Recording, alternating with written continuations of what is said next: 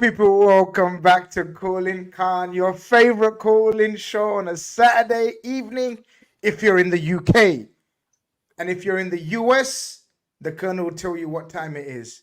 And if you're in some mild, obscure county like Bilal, he'll tell you what time it is up them sides as well. But people, wherever you are, you're very welcome. Thank you very much for joining us. Of course, Calling Khan is here. As you can see, my homies, Colonel is in the building. It's been a long time, but he's here. What are you telling me? I'm chilling, man, feeling good. You see me moving around on the camera as well. Had it, things just scramble right now. I had to get it together. People I haven't seen for a while. Happy holidays that passed. And Happy New Year, man. So New Year, new time, new setting. I'm still a little jet lagged from all the running around, but hopefully we should find my feet this year and keep it settled. You know what I'm saying? My team is settling as well. Bilal can tell us about the scrambling and the battling and all that good stuff. So now we're getting there, Grizz. We're getting there. So new year, new 100%. things, new team. 100%. So I think you're on one of them swivel chairs from what we can tell. Are you one of those swivel chairs where like you could just swivel like this, them ones, yeah? What are they called? Swivel chairs? Basically, did I pick it up? I don't want to debut it. So No, I made the chair. I made the chair. The pedals is from bicycle pedals. So that's the footrest. And the swivel, it's not a swivel, it's an actual screw, like this big machine screw. So if I swivel, I go down. If I go up, so it's just this big screw. But yeah, no, I made this chair. We don't want to lose you. Chill. Do what you got to do, but stay with us. Do what you got to do, but stay with us. People, it's good to see you. Over 100 of you already in the building. Smash the like button. Subscribe if you haven't. I don't even know if I've got you on subscriber mode only. Maybe I should start doing that. But yeah, maybe I shouldn't, because you can come in, sample our chat. If you like us, subscribe. If you don't like us, no problem. No problem. Life goes on. As I said, welcome to tonight's calling card. Don't forget the like button as you enter. And don't forget, new callers and the channel members get priority calls. The link, and then I run out of space, will be pinned in a bit. It is now pinned. We have people in the studio already waiting to jump in and jump on. I wonder what they want to talk about, Bilal. There's a whole heap of stuff, man. There's quite a bit going on, man. January window was opened. No big, huge bombers yet, I think. Maybe Werner will spark something. That's something to talk about. Your arch enemies across the road. How are you feeling about that one? Top of your head. Yeah, the Werner deal is interesting. I think it's actually a good deal for Tottenham. I've seen some Tottenham fans saying they're not happy with Werner, blah, blah, blah. But I think, listen, off the bench, he's pacey. Listen, I don't expect him to score many goals or anything like that. But what he offers off the ball, what he offers, for the energy of the team and how quick and the pace that Tottenham are playing at, I think he'll be pretty good. So, yeah, I think it's a good signing for Tottenham Hotspur. Man United maybe missed out, but I don't feel like Werner would have solved much of their issues, to be honest. I feel like the issues are way deeper. They need centre-backs, midfielders, full-backs. It's way deeper than just bringing in Werner. But for Tottenham, good deal. And listen, let's see how they go, man. They're looking all right this season, and they can push for top 4 for sure. Yeah, man. It's a bit of a Big up wild one. as well. Yeah, big up, Igal. It's a bit of a wild one, Zuberi. I don't know how you feel about Werner. So Werner's going to Spurs. Yeah. 6 months It's a long. bold move, man. It's a 6 month long option to buy, maybe no options. We don't know that. Was there option? They put an option 15 million to 20 million, something like that. So it's a cheap deal regardless if they want to get it done. Oh, you know what? As well, you never know. As you know, I'm Mr. FSG, and I like these little business moves. Is it a bad business move? No. I think what would really tell is how he gets on when he gets the Spurs. Because if he comes in and he's just mid like Jean Felix over at Chelsea, or if he's just mid like Kai Havertz to Arsenal, that I think should have been a loan deal for sure. Just to feel him out to see if he's worth the price tag. It's a good business move. Footballing wise, are we really scared of Werner? Who's scared of Werner? Bournemouth and them, man, maybe? It's not that anyone's I don't want to say too much, like in terms of scared and that kind of business. Hold on, when do we play him?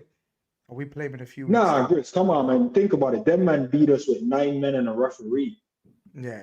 And that's the only game we've lost. So we really scared of them getting one an hour? No, 11v11? not scared. Okay. Not scared. I'm just saying. Absolutely not scared.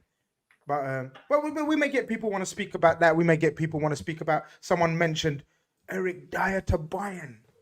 That's a mad one. Harry Kane's feeding his family. No, makes zero sense, bro. Nah, it does. Harry Kane, man, it's getting his people out of the hood. Nah, you know what? Let me paint you man a narrative, right? Let me paint you man a narrative.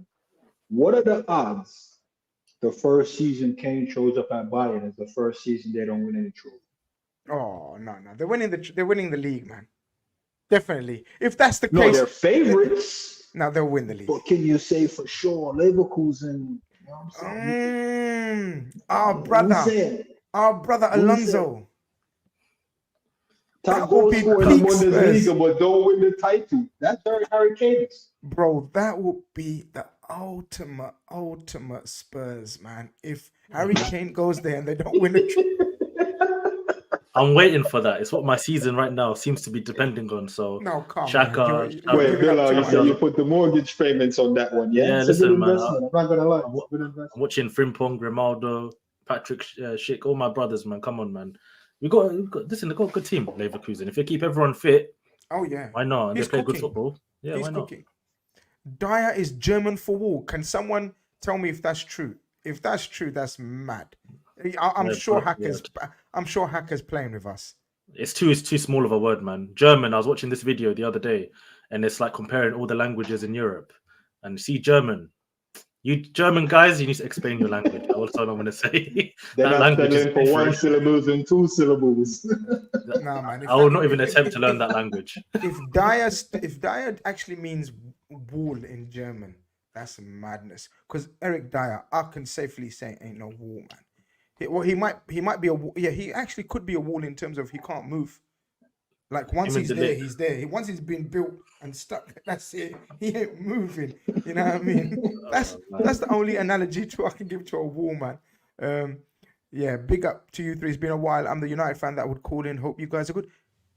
Bro, why don't you call in anymore? We were just literally, before we went live, we were saying we miss Manchester United callers. Mm-hmm. If you're the guy that you I saw the last piece. Kev, I think that might be Kevin from New York. Was he New York? Yeah, it was New York. If that's you, Kevin, big up yourself, man. You need to call. Tell us if it is that Kev. Tell us if it is that Kev called in. Red fellas in the building. Big up Grizz and lads. Diogo is itching to smoke these fools tomorrow. Up the effing Reds 2-1 Liverpool. Bilal, what are you saying, man? Tomorrow, obviously, a lot of people are going to still be looking forward to tomorrow's game. It's a big game. It's a big game. Arsenal-Liverpool is Arsenal-Liverpool at the end of the day. What are you saying? But for me, this game feels like the biggest game of the season. I don't care what anyone tells me. I'm not trying to hit. Right now, this game, what it means to me... too much. No. What this game means to me is mad. We have to win this game. I'm sorry. FA Cup third round at home against Liverpool. I'm trying to get a W. If we don't win, and we don't play again to the 20th of January, I'm not... No. I've not seen a win in... Wait, Bilal. Can I ask you a question real quick before we, get to the callers and all like this? Go on. You must have a understanding that the league for you is not in question this season. You must have accepted that for you to put this game, because this is a trophy that if you don't beat us, your trophy is over for this run. We've already proven to you that the league ain't up for it. Yeah, what about the other trophies? You're giving up on the other one that's left. No, I'm not giving up on the other trophies. I've just said I don't see that we're in the title race. I think we're out of the title race. I don't think we've got the capacity, to be honest, to get on top of Man City, especially this season, and Liverpool, the way you guys are flying. You should, if you get past, as Grizz says, I think the next 7 games, and you're still there, then going into the back end of the season, there's going to probably be Liverpool and City for the Premier League. I just don't see us doing it this season.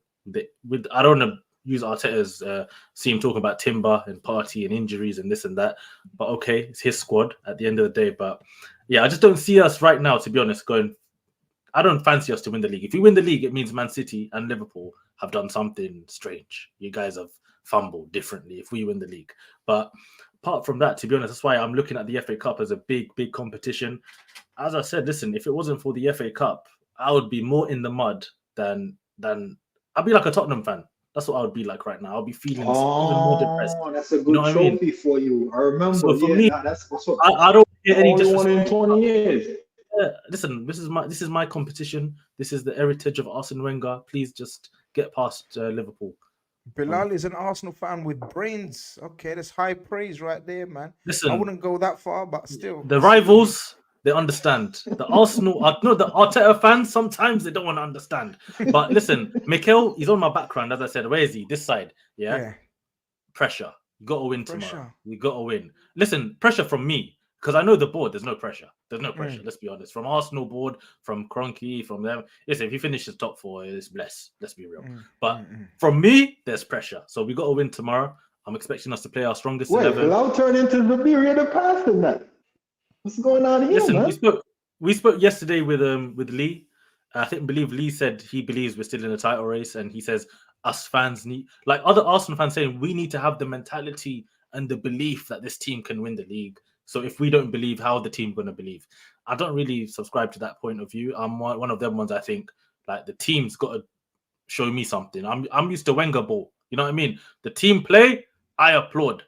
I don't scream for the team. The team make me scream. You know what I mean? It's one of them ones. I'm watching, so I'm looking closely. I'm analyzing. Right? I'm got that eagle vision, as they call it. You know, when I'm watching Arsenal Football Club right now. But yeah, tomorrow, Hovering, you're big hovering. game. I'm hovering. I'm watching closely. Yeah, I'm not. I don't need to Man's make on loads of noise. autopilot. I saw my guy again. Where is he? This way, Mikel. Saw him talking about the atmosphere and the Emirates and this and listen. Just play the game of football first. Focus on the team. Leave us alone as fans. We will back it if it's going well, bro. We'll back it if it's going well. Just allow us, man. But yeah, man. Interesting.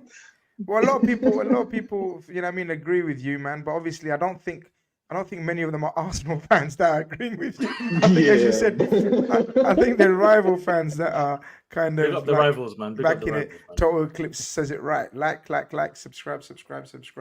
And people are saying Bilal spitting facts. I don't know, Nah, man. Even Bilal, you know Zuberi's what? keeping. Nah, Bilal will be 100.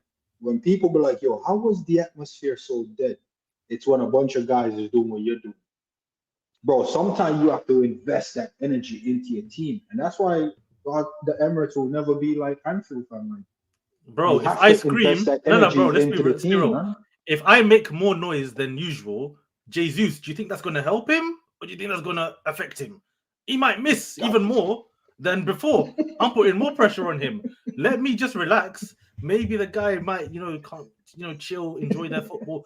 That's what I was saying to Tottenham fans the other day. They were saying they're flying, they're playing great football. I said, guys, Tottenham, you guys are not playing with any pressure. You guys are just vibes right now. So it's fine. But when the pressure comes, are your players are they gonna rise? Who knows? We'll wait and see, right?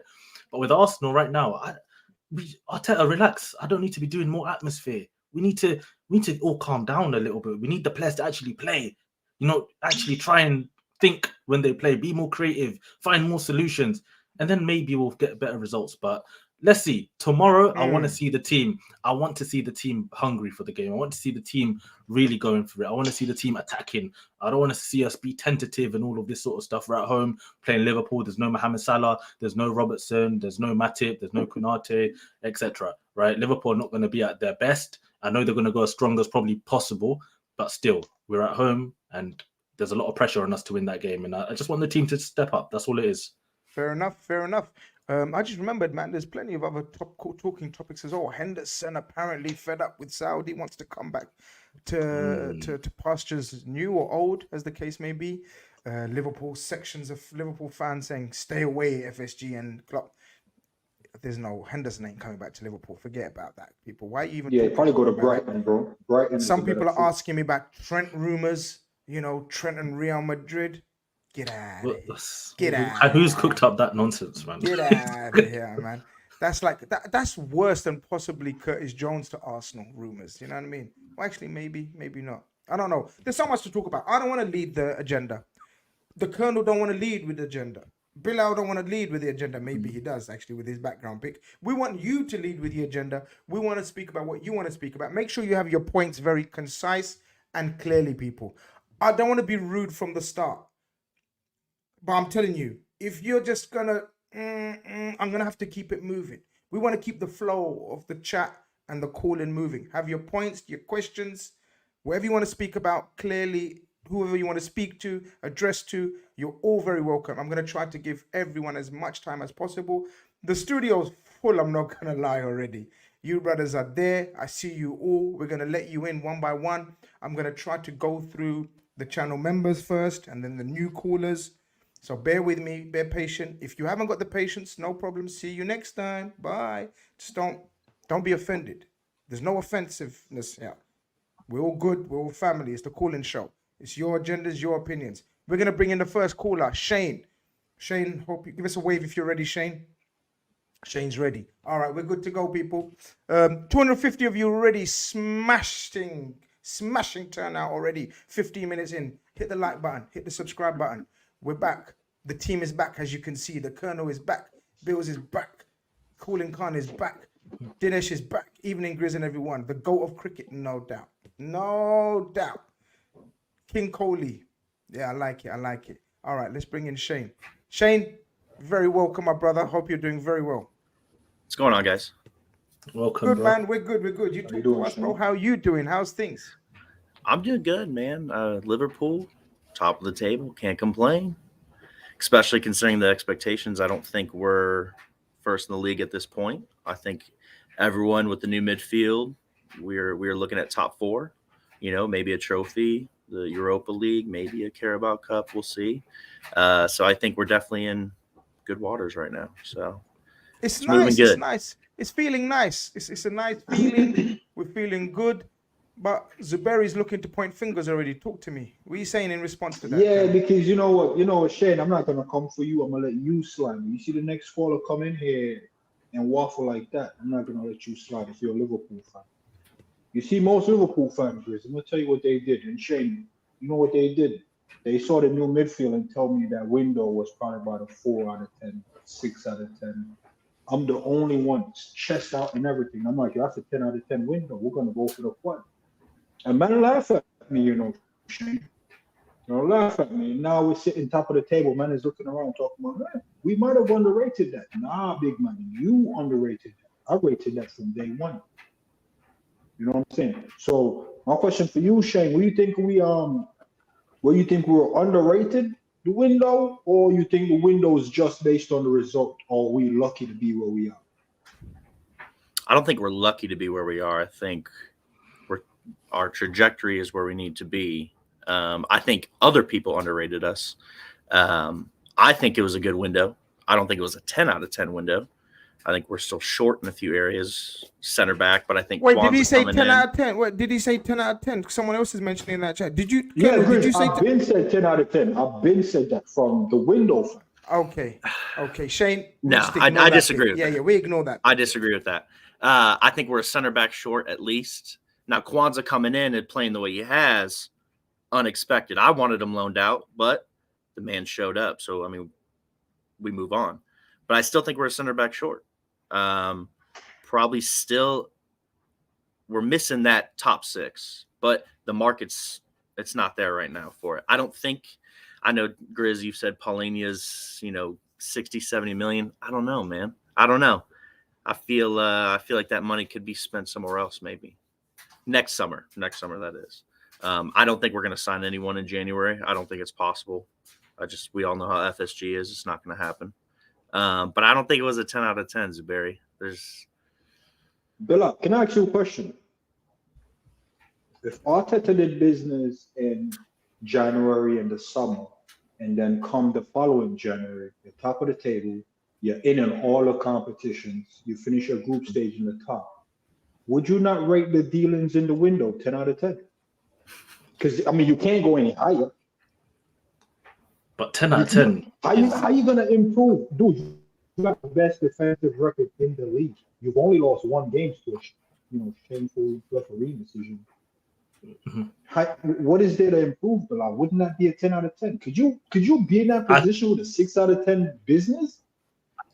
Maybe it's not the window. Maybe it's more you give credit to Klopp. And you say he's been on a 10 out of 10 this season. This has come from the guy with Arteta in the background. No, but Klopp, listen, he's done the best to get the most out of these players. Endo, Szoboszlai. I know people have been criticizing him a little bit recently, but the work rate he puts in, what he's been doing, he's looking good. Curtis Jones, his performances. You look at Liverpool right now, and I think you put more credit on Klopp than the actual signings, right? And that's 100%. who I'd give 10 out of 10. But He the window hates itself, going that way, Bilal. He doesn't want hates to. Going that he hates way. going that way. He hates going in that direction. Zuberi wanted Klopp gone. But keep cooking, Bilal. Keep cooking. Because I'm gonna taste this. Keep cooking. Nah, yeah, man, bro, Zub, why don't you want to give? Nah, Zub, I don't you're understand. not trying to set up Shane in that. Credit, This bro. Shane one is agenda. Now Shane started off nice. Shane started off. Bilal. Shane's with us, man. Shane's you need with to us. explain why you don't like Klopp. What's Klopp done? We want to know why you don't want to go down that path of where Shane and Bilal are going. Like, well, the Klopp, the window was a 7 out of 10, but Klopp has been close to 9 stroke. Klopp has been killing it this year. When you talk about game management, he's I don't even know if he's probably gotten 1 or 2 games wrong, but he's nailed every game almost this entire season. The way he's rotated appropriately, he's nailing it, man. I don't know. Klopp has been by far the best manager in the league this year. He's killing it right now. All right, people. Look at this. Look at this, man. People are switching. People like Zuberi must have news of Grizz. No. People, you know me. I'm not afraid to say anything. And by the way, people, there's evidence out there of me saying this on the internet before the show as well. One of the best things Klopp has done this season is his rotation. Like, some people are even saying they're uncomfortable with how much he's rotating.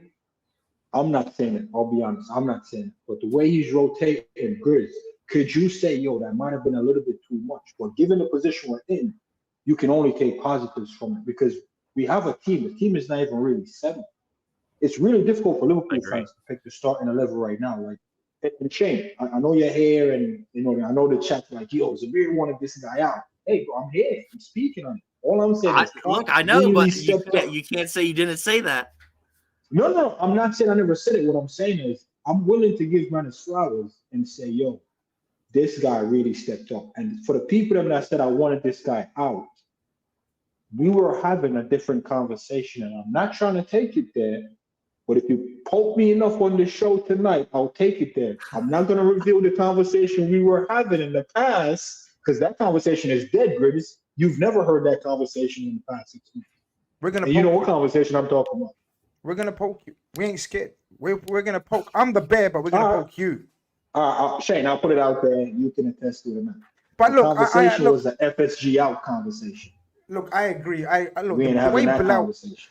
The way Bilal put it, and Bilal is the neutral here. We're the Liverpool fans. Bilal, if you looked at our window and our action at the end of the window, like Shane says, you would have been.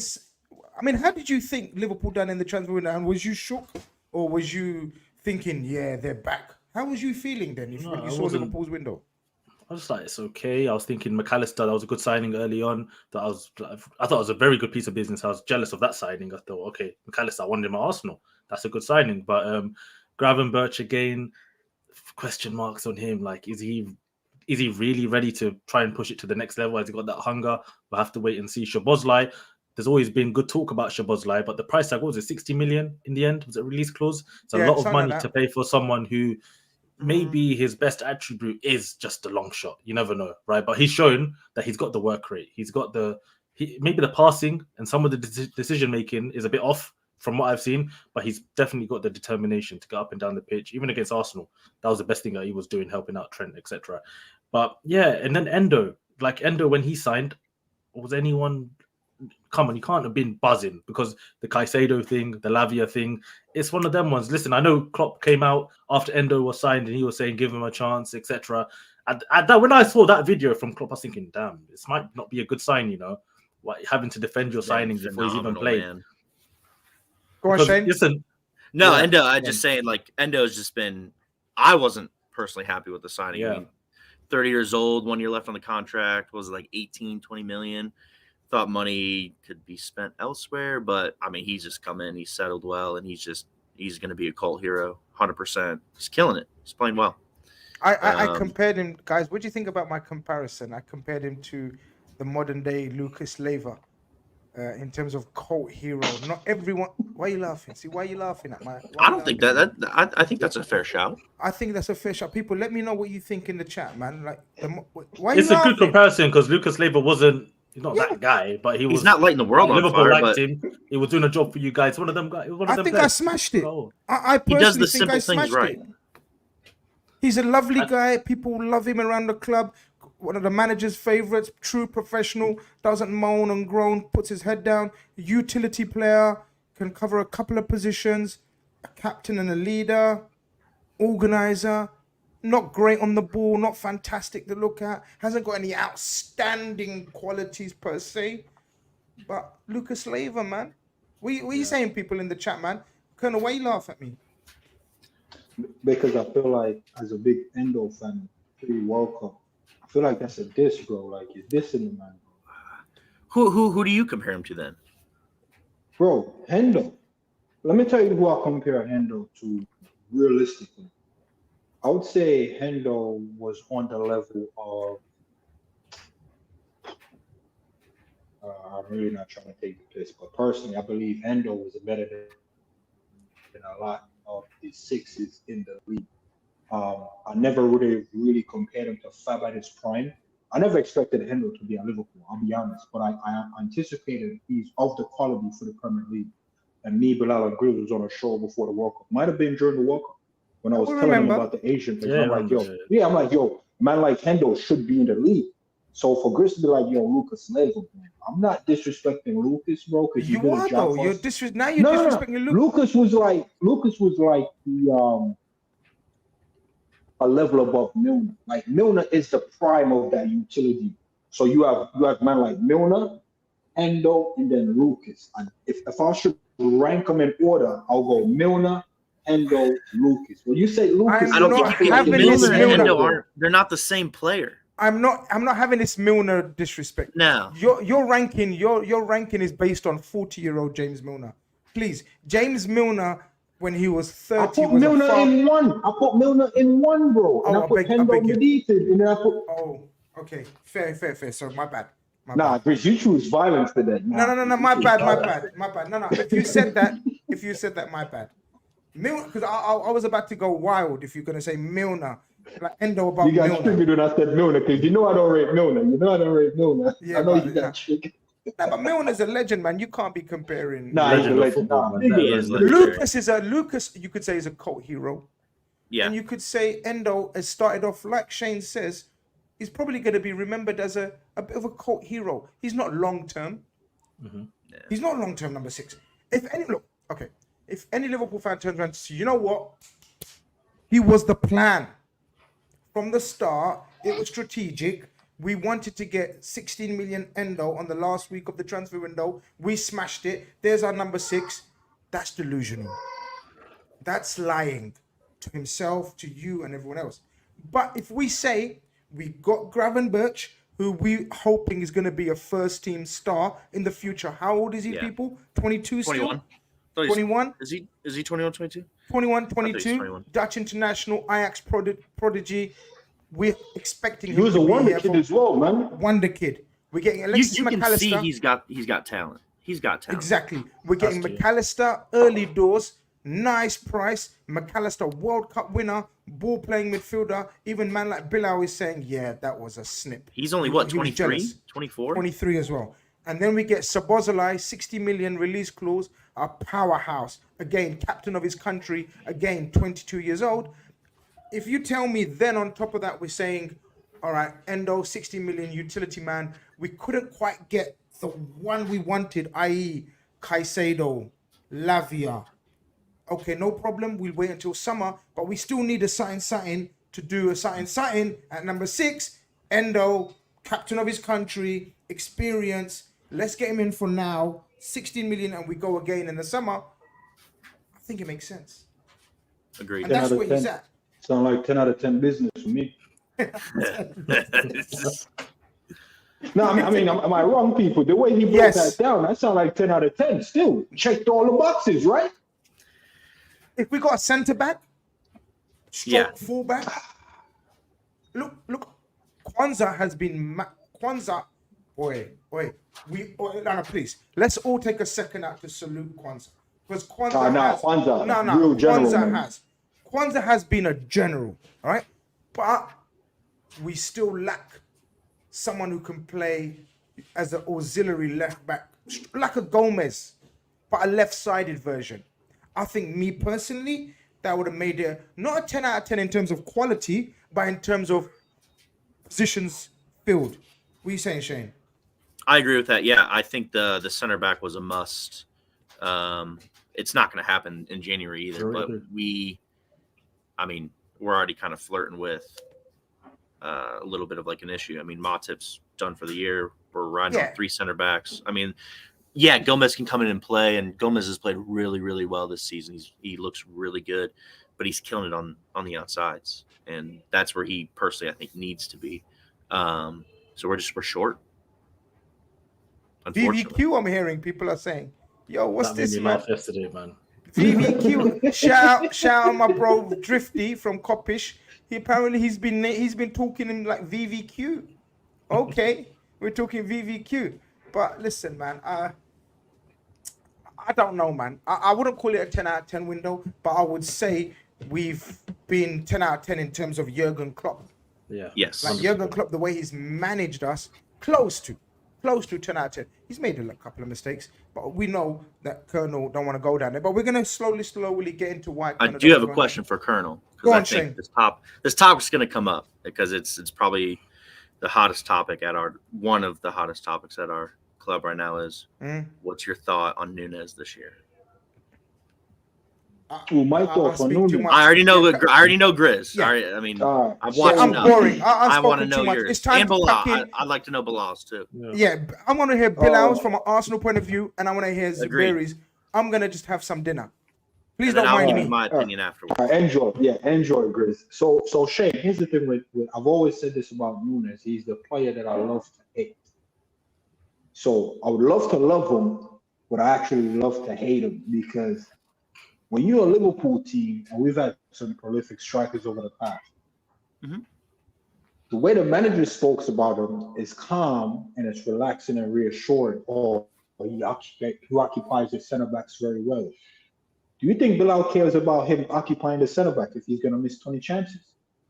I don't like how the rivals feel about him, how the manager feels about him, how Anfield reacts to him. I love that. I love that for my striker because Anfield going back the thing. And I've seen Anfield back to miss after miss after miss. And I'm like, nah. I've seen man sit down a defender, sit down the keeper, hit the post.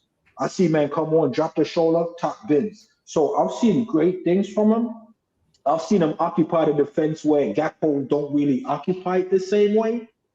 I see him try to dribble, but he doesn't dribble the same way Jota dribble. So Jota, Gakpo, and Nunes, they all have a unique ability that Klopp likes, and he chooses to use them in different moments.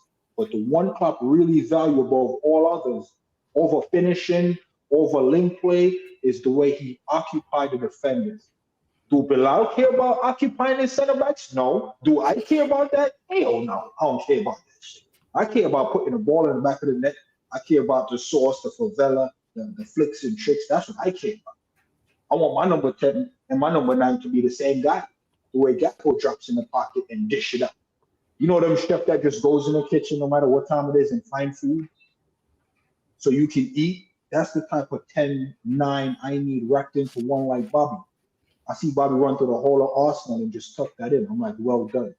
Nunes probably do that and hit the post, bro.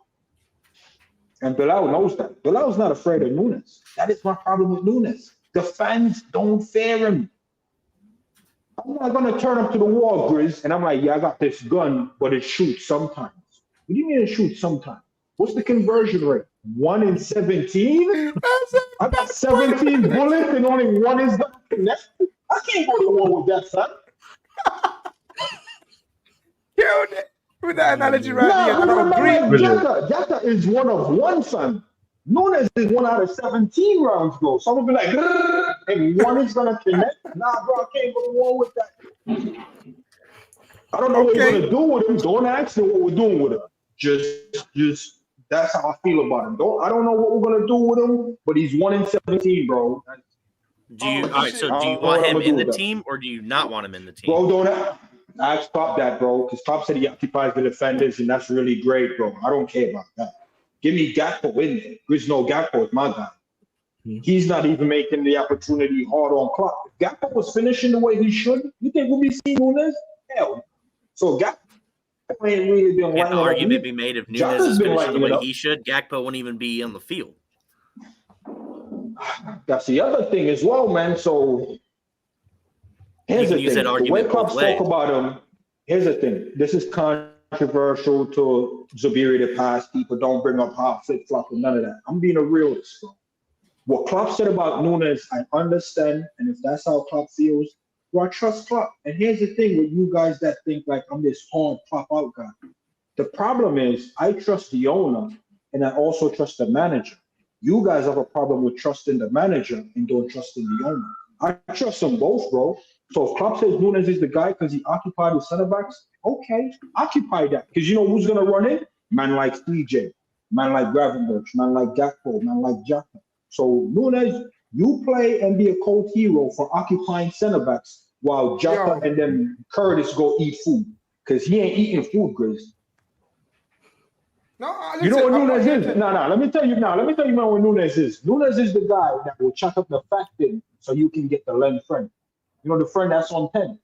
Nunes is the guy that will take the fat one so you can get access to the good looking one. So Nunes, bro, thank you for taking one for the team, bro. He's playing his role then. He's playing his role. All right, It's a distraction. What's your They're saying there's a thought, smoke grenade. They're saying Nunes is how you follow that?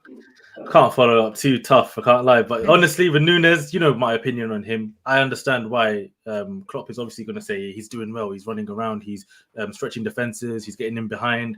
He's getting chances. Right. He's physically, he is like a bad athlete. He's quick. He's strong. He's got all of these attributes, but he's not a good footballer. And at the end of the day, football is a game, you know, for the feet. It's a game. You know, it's a beautiful game for a reason. It's a game for technicians. I believe that as well. Yes, there's athletes are important, and in this modern game, athletes are becoming, you know, ever important in the game. But if you're not good at football, right? Like I don't believe Nunes is a good footballer.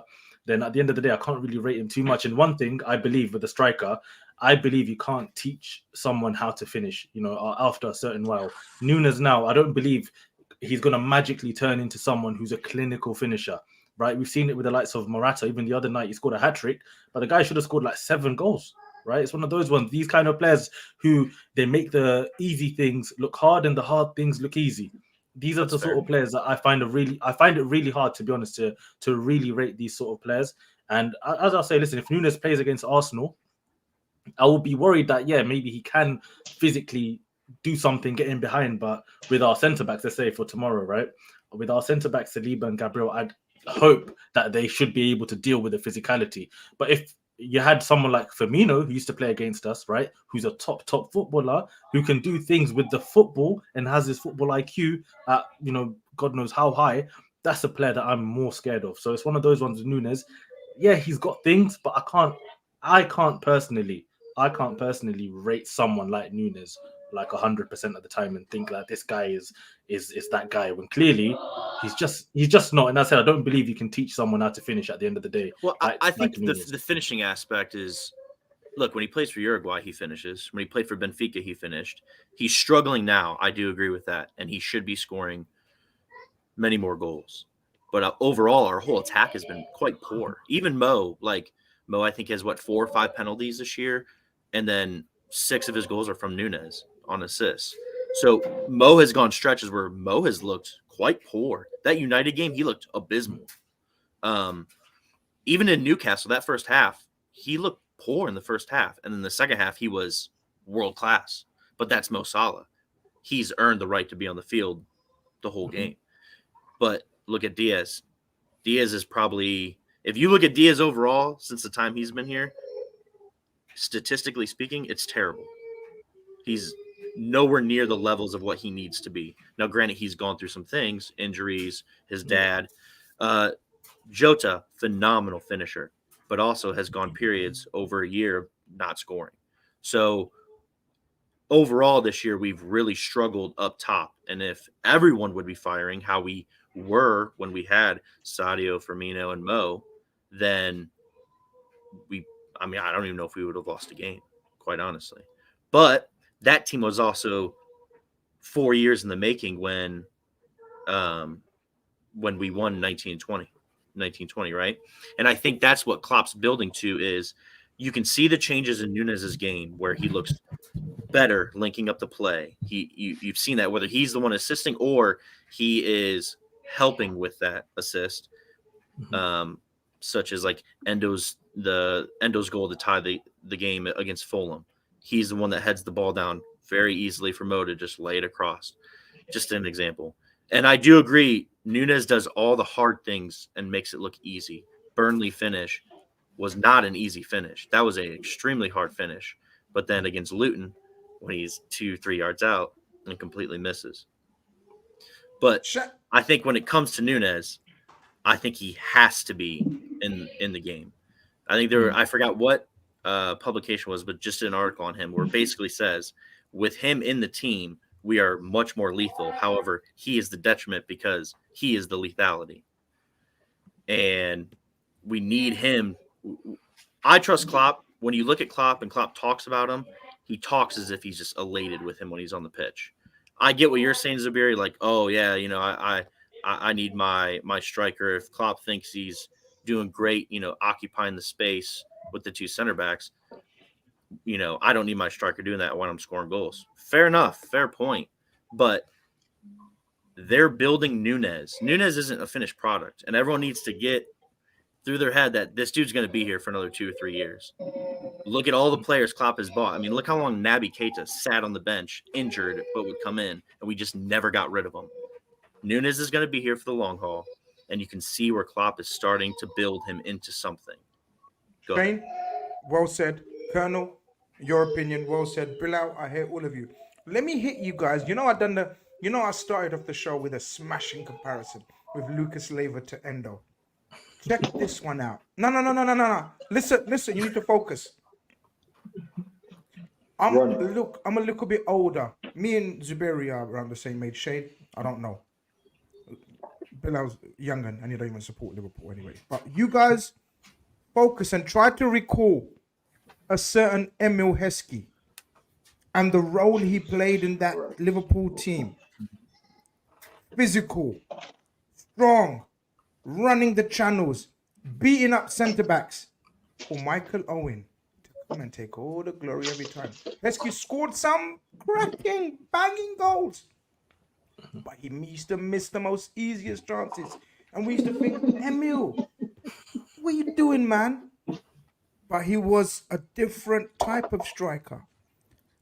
Gerard Houllier, when he was selecting his team, he used to, okay, Michael Owen first, Steven Gerrard, wherever, Emil Heskey has to be in that team. Different strong for different folks. Strike forces are built up of different profile of strikers. I'm with you, Colonel. I hear you with not the slander, but the criticism of Nunez. Because I'm not his biggest fan. You don't know, remember? When Nunez, I was never his biggest fan from the start. I support him because he plays for Liverpool. But I'm not a fan. You don't have to be a fan of every player in your team. You can support them because that's a must. But you don't have to be a fan. I'm not a fan of Nunez, but I support Nunez. Shane, it's been a fantastic call. We really enjoyed talking to you. Shane, man. We got so many people waiting to come in. But because you was talking so much sense, I wanted to keep you on that a little bit longer. Really appreciate you calling in, bro. Big up, man. guys. Big up every Take care of yourself. Yeah, man. Nunez, I hear you. First time I've heard your opinions on Nunez. People are saying, there's an apology for you as well. 1 second. There's an apology for you from somewhere. Where's it gone, man? I think it was about my guy, none of your business is about it. There you go. I think I owe Zuberi a huge apology. Mm-hmm. Can someone remind me if it was Zuberi who was bigging up Endo? If that's correct, then I apologize for the criticism I gave Zuberi. Listen, he's already, boasted about that anyway. He's riding that Japan wave, man. The thing is, we Japanese players, the work rate is mad. So yeah, the work rate is mad. You know what's sad though, Bilal, and I can't see your name because I'm on a smaller device, so I apologize. You know what's mad? None of your business. It's almost like their height. They get bullied, so they got to be in the right moment. They got to be really sharp. It's almost like they got to play twice as harder as the other players because they're compensating for just the physicality of the league. And I feel like Hendo's really adapted well. And I feel like that's the slight that, made Minamino got pushed out because he didn't really adapt as well as Hendo is adapted. So, man, long may it continue, maybe 2 years of it most, get a nice cold hero from that market and all right, let me just move on. Let me just tell people in the chat the order for the next 4 or 5 callers because we've got quite a few callers waiting to come in. Samuel sends in a super chat, first one of the night. He said, Grizz, are we linked to Somerville from Leeds? I haven't heard myself, but I've seen people on Twitter and social media link us with him. So they must have reason to believe that. I personally haven't. If you want my opinion on him, I don't think he's quite Liverpool standard, but he's a good player. I thought Nanto, is it Nanto or something like that? Yeah, I think I rate him over some of them. I'm not saying I'll take either one. I'm not saying I'll take either one. I'm saying I rate that one more than some. Yeah, certain people have heard about him, like linked with us, so fair enough. They must have their reasons. I haven't. We're gonna keep it moving, man. We're gonna keep it moving. Next caller is gonna be Dean. Then it's gonna be Liverpool's 12th man. Then DH. Then Cecil. That's the next 4 or 5 guys. That's the order. Okay. All right, bring in Dean now. Dean, how you doing, my friend? You okay? Hey, Grizz. Hey, everyone. Yeah, I'm good, my friend. How are you? Good. Sorry, I'm so rude. I'm having my dinner at the same time. But this is one of those family calling shows, community calling shows. There ain't no professionalism here. We're here to talk football, topics, agenda. How you doing? What do you want to talk about tonight, my bro? Yeah, well, you know what? There's a few things to cover off, I think. And I'm totally on board with Colonel's assessment of Darwin. You've seen me in the group chats, Grizz. Darwin frustrates the hell out of me. And again, with Colonel, for me, Cody Gakpo is my go-to guy. And I think the best we played in the last 6 months was probably at the back end of last season when Cody was playing that false 9 role. And we've never really, even though we're top of the league and, we've done really, really well, we've never quite got back to that level where we were, at the back end of last season, winning games and looking really, really good. So for me, and I said in the group chat today, Grizz, and I said that because some of the guys aren't big fans of Cody in the group chat. And I said that, I think that Cody will go on to have a bigger Liverpool career than Darwin Núñez. And I still believe that. I think he will. Do you know what? I think I'm going to do a poll. Hold on. You carry on. Sorry. That's a sure. Brilliant talking point. I'm going to do a poll in the chat about that. Who's going to have a longer or better? What shall we do? The question. It's a better Liverpool. Yeah, you could say better. I think the longevity will make it better as well. I think what I'll say about Cody is I think he suffers because he can play in so many positions. A bit like Jamie Carragher early in his career. Cody can play up as a 10, he can play wide left, he can play up front, and I think he suffered really in the last 6 months because he can play everywhere, and Klopp has put him everywhere to plug in gaps here and there. So I think he's very, very underrated, an underrated part of the squad, and he's not, he's never been an out and out number 9, and but for me, he's just a very, very talented footballer. Technically, he's very, very good. The way he glides around with the ball, he's not rapid, but he moves with the ball very, very well. He's technically excellent, and I think he's a fantastic player. And I think he'll go on to have a bigger career at Liverpool than Darwin Núñez. Núñez frustrates the hell out of me. He's offside far too much for an elite centre forward. I don't know if you know, he's been offside the most times in the league out of anyone. And so many attacks break down because he's offside. He's too keen, and I just think he's so raw. I'm not convinced, Grizz, that he's ever going to become the out and out number 9 for Liverpool. I think he's there at the moment because Cody's not quite found that position, and I think because Joss has been injured. I think long term, I think he will end up out of the team and quite possibly out of the club within 18 months, maybe. That's my prediction. It's a bold one, but I just don't think he's ever going to be the one for us personally. I don't think it's that bold. I honestly don't. I'll tell you why. Yeah. Well, I'm gonna let the other two go. Bill, I got a question for you because you set your agenda very early. And your agenda fits into this question. So I'd like to get your answer first, and then I'll turn it over. Because I want to know, when you have a good manager or a manager that others perceive to be good, And he's put in a player who, not to their own detriment, that's versatile, not using them in the right moments, which is hindering that player. Should that be overlooked, or should there be question marks on that? Because I feel like what Klopp is doing to Gakpo is unjust. So I'm referring to Klopp and Gakpo. Like, we all know Gakpo can play. I say he can play anywhere on the pitch. If you said Gakpo go play center back next to Virgil, he'd be back there, bro. That's how much I rate Gakpo. If you say Gakpo, I need you left back. Gakpo will be over there, bro, cooking. Right, but Gakpo's that guy. I'm not saying he's going to be the best, but he'll be like, you know, Gakpo, anything for the team. You know, thank God for the opportunity. Are you saying Dutch? Are you saying the ultimate Dutch total footballer? Are you saying the ultimate Dutch total footballer? Bro, you know I rate Gakpo from day, bro. So to see him come in. Dean salivates over Gakpo. I think we're not going to have that. We're not going to have a salivating contest in that, but I rate him just as well. And it seems like you're probably representing me in the group chat as well, so keep it up, man. But what I'm trying to say is, when we bring up these points, people always say, yo, good point, good point, good point. But what they're not saying is, should we not question Klopp on that? Or we saying Klopp has enough trust in the bank where he can earn a guy like Gakpo's career and it's okay? Does Arteta have that in the bank, Bilal, to hurt a player's career like that? Because I think he's trying everything to help, like Havertz. You think he's letting Havertz in the right position? After Bilal and maybe Dean, I want to come back to that. Okay. Well, if you want to talk quickly on Arteta, what he's doing with Havertz, he's put him up front, he's put him in midfield, he's changed his position. But to be honest, I think sometimes when you have a player like Gakpo, let's say, and Klopp is in that position now, he's got Gakpo and Nunes, he's thinking, yes, Gakpo is definitely the better footballer.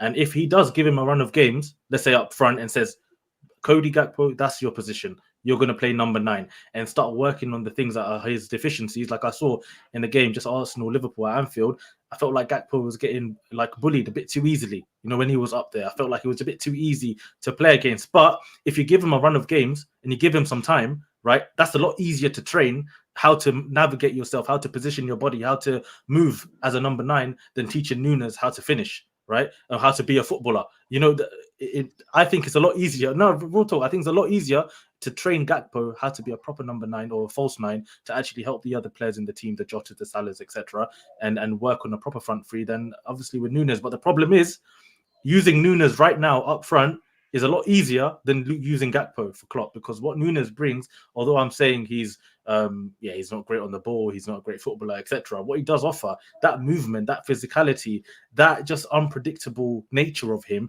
that is bringing so much to Liverpool's attack. That Salah, and if Jota's now fit, right, he comes back in the team. Diaz, that's going to open up things for them, right, in a different way. You don't really need to coach that side of the game too much, and it's a lot easier to just throw Nunes in there now. But if you're patient with Gakpo, right, I think long term you'll see better results from him.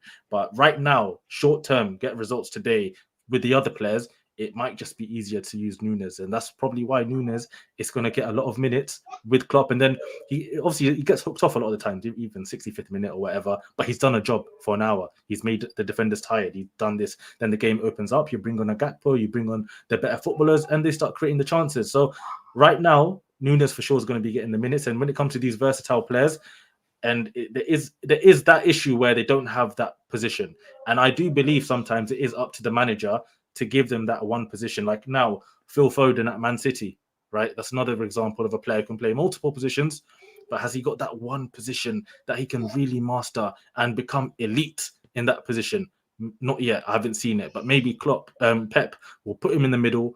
That's, I think, where Foden prefers to play, and let him become the midfielder we all think he can become, right?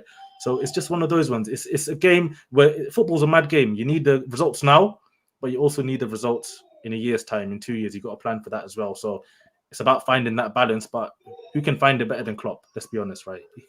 He's the guy to do it. Dean, did you want to come back to that? Yeah, I mean, they're good points. And I think that something with Cody worth remembering is, I don't know if everyone remembers, when Bobby first come to the club, he found it hard to get position. Yeah, Brendan was playing him out of wide left for a little while. So he struggled to get into the team for a little while, and people were writing him off. And I think Cody will be very similar. I think once he starts to get a run in the team and gets a settled position, he will become a regular member of that 11. And I just think he's probably the most underrated player in our squad. And obviously, as I said in the group chat, Colonel, not a lot of the people rate Cody. One of my friends said today, he was joking. He said he hopes that Cody's going to go to Saudi Arabia this week. No. Yeah, a lot of them don't rate him, which Henderson's what Bill. Yeah. I mean, listen, he's a brilliant player, and I think he will end up in the team. I think, like I say, with Darwin, he just misses too many chances for me. He just misses too many. And, I'm not sure we're going to, I'll just say this now, I'm not sure we're going to win the league with Darwin up front. Ooh. I just think he'll miss too many. That's an agenda. Let me just see how that's the one thing I will say. If Liverpool are going to win the league or not win the league, it's not because of Darwin Núñez. If you don't win the league, it's maybe because you don't have a number 6 or like a top level number 6, or you've lost some cover at the back. I think that's the only thing that could, if Liverpool literally had a top centre back next to Van Dijk who could play week in, week out, and an absolute monster number 6. Listen, the league would be finished. The league would be finished, basically. By the way, the poll is very tight. The poll is 56% Núñez, 44% Gakpo. Right. So 56% think Núñez is going to have the better Liverpool career. It's interesting. So back to Zuberi's original point. I just want to very quickly give my opinion, if you don't mind, Colonel. You're talking about credit in the bank for Klopp. You finding out players' positions. I think Klopp's got huge credit in the bank for doing that. You've mentioned Bobby Firmino, who he molded into the false 9. We talk about Gini Wijnaldum. We talk about even probably the most prominent example right now in terms of relative to us right now, Curtis Jones, guys. Right in front of our very own eyes. Curtis Jones was a 10, a left-sided attacker. Loved to get the ball, dribble, attack, shoot, create. He's now a functional, operating midfielder that controls possession and tempo.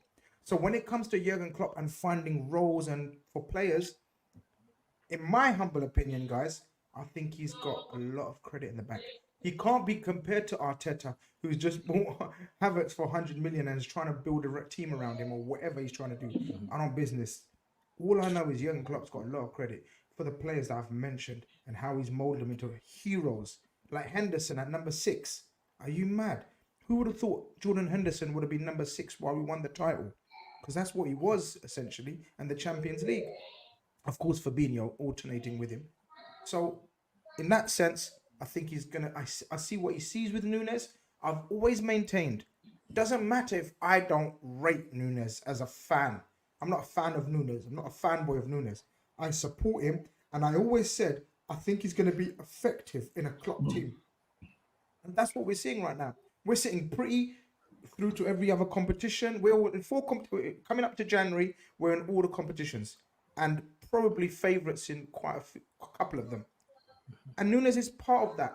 He's not the part of it. Like, he's not the reason for the success, nor is he the reason if there's any failure. I think that's fair. Yeah, I agree. Yeah, no, I agree. He's not going to kill your season.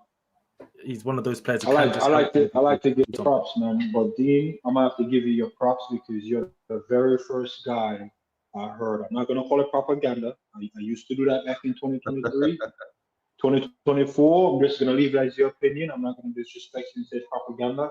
But your opinion of not winning a league with Núñez, I've heard not winning a league because we don't have a 6. I've heard not winning a league because we don't have a center back.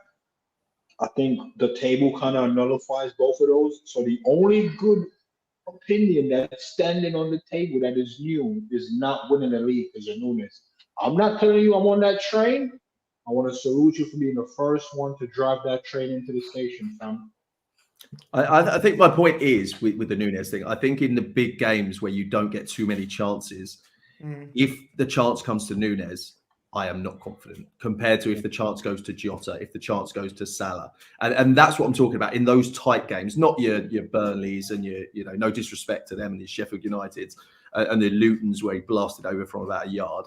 But what I'm saying is those tight games when you only get 1 or 2 chances, if that chance falls to Darwin Núñez, I am not as confident as if that chance falls to Diogo Jota or Mohamed Salah. And that's the only reason, listen, I think we'll go very close anyway. And the number 6 point is good. And Colonel, the one thing that we're going to differ on is the Endo chat as well. I'm not a huge fan of Endo. I think he's done well in the last month. I think he's come along and done as well as he can. But obviously, he's not the long-term solution in that 6th position. And I think Bilal said Liverpool desperately need a number 6, and we do. And Endo is decent enough for now, but I think that position needs to be upgraded. My only question for you is he the solution right now? Because he's the only. Yes, correct. He's the only one in the squad.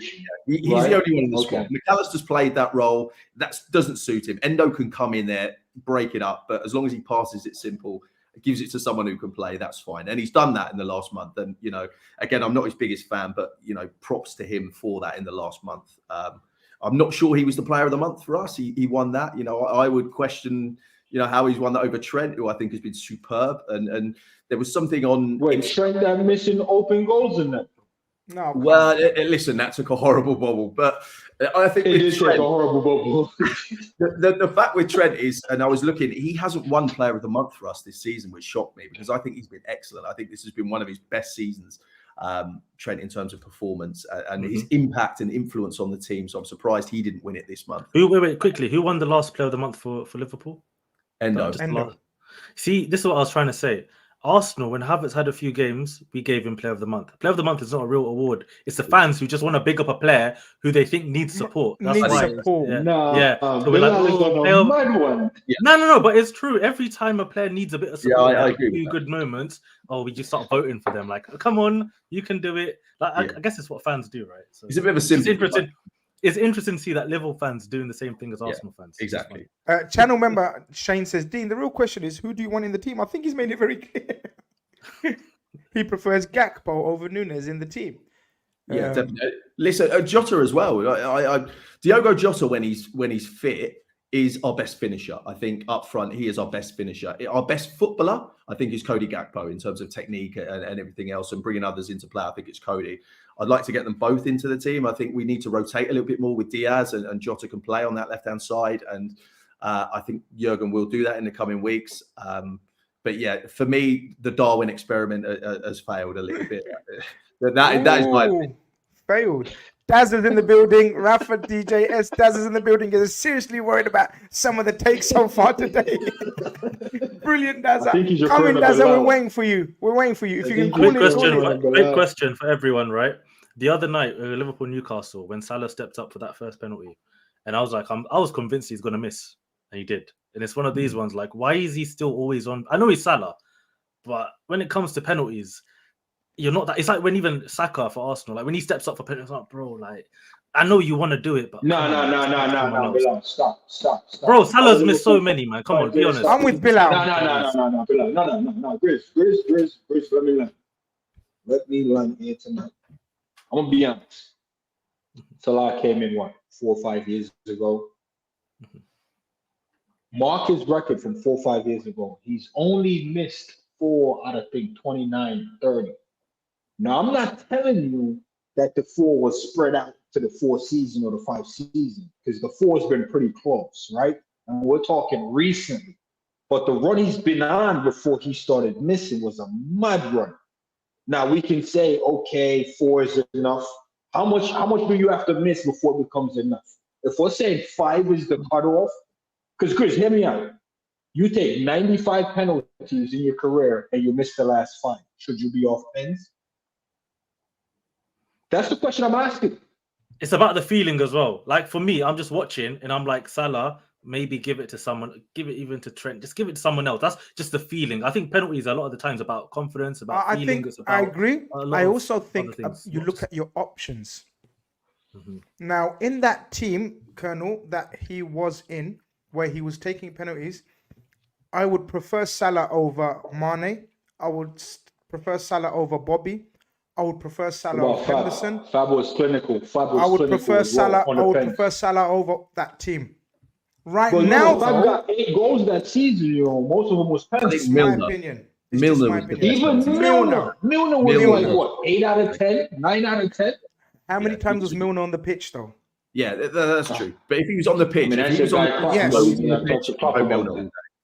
But right now, And I agree with everything that you said. It's last 7 seasons, actually, not last 4 or 5. The man's been doing it for 7 seasons, right? It's mad. 7th season. I was trying to be modest. I didn't hear want to you. overhype. I hear you. But if you've missed and someone just said 5 out the last 10. That's mad. 5 out of the last. If that's true, that is because it feels that way. I don't know if it's true, but it is. No. Bill out. It is. Do you know how mad it is to miss a whole 50% of your season without penalties? getting one? No, it is.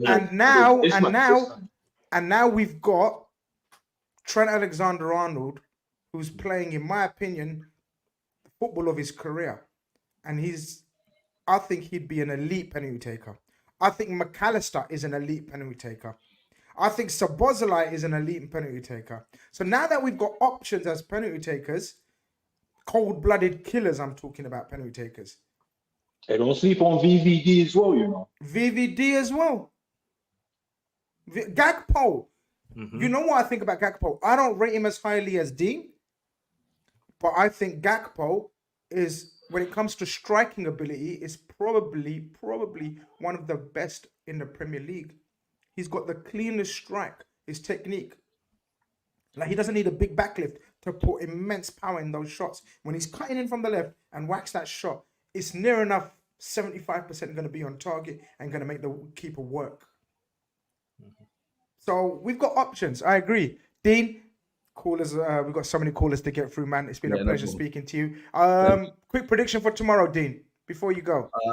I think people are sleeping on Arsenal a bit at the moment. I think they've had a bit of a rough spell. I think Arsenal will probably edge us tomorrow. That's just me being honest. And I think we've got bigger fish to fry. And that's all I would say. And another game is not what we need. So if we go out of the FA Cup tomorrow, it's not the end. Bigger fish to fry. Okay. That's been used. Nah, Dean, you set me up tonight. I'm not falling for it again in the future. Listen, what I'm saying is I think we've got a League Cup semi-final later in the week. We've got a Europa League, you know, the FA Cup, although it's a great competition, and of course I want to win. I'm going tomorrow, so obviously I want us to win, but I think Arsenal are, you know, people are writing them off at the moment. I think they've had a couple of bad games, but they're still an elite side, and at home they will want to beat us, and I think they probably will just edge us in the game. That's my opinion. Dean, hope to catch you tomorrow. Yeah, see you tomorrow. Take care, man. Bye-bye. Bye-bye. Good chat there. Yeah. The Nunes versus Gakpo chat is quite interesting. I like that chat. A lot of talking points on that Liverpool attack, even though it's, to be honest, out of all the teams, when I watch them, the scariest attack is Liverpool. So it's funny how we're nitpicking certain players. That's why I said the only thing for me that would stop Liverpool from winning that league is if their defense somehow, you know, isn't up to the standard, because I feel like Liverpool always create chances. The way you guys play is just so quick. It's just too much sometimes for the opposition. But I feel like at the back, that's the only thing that I could see that could somehow potentially knock Liverpool down. But right now, you're at the stage where you can start nitpicking. Oh, Nunes is not doing this and that, but you're top of the league. And this is mad. You know, Grizz, can you run another poll? I need to know, what is the projected weak point? Is it defense, midfield, or the attack? Because all right, let me close this one and I'll do another one. I've only heard about the 6. People only said we're not winning it because we don't have a 6. But also we're not going to win it because of the defense. Dean is saying it's because of the attack. Okay, so I'm going to put the poll. I'm going to make the poll. I'm going to ask the question: what is the weak part of Liverpool? Attack, defense, midfield. Is that fair? Yeah, that's fair enough. Okay. Our very own Conroy's in the building, and Conroy usually talks sense, and he's saying hit the like, folks. So he's talking sense again. So hit the likes. Conroy, man. Let's big up Conroy every time, man. The James Milner of the channel. You know what I mean? Talking about Milner, the cult hero of the channel.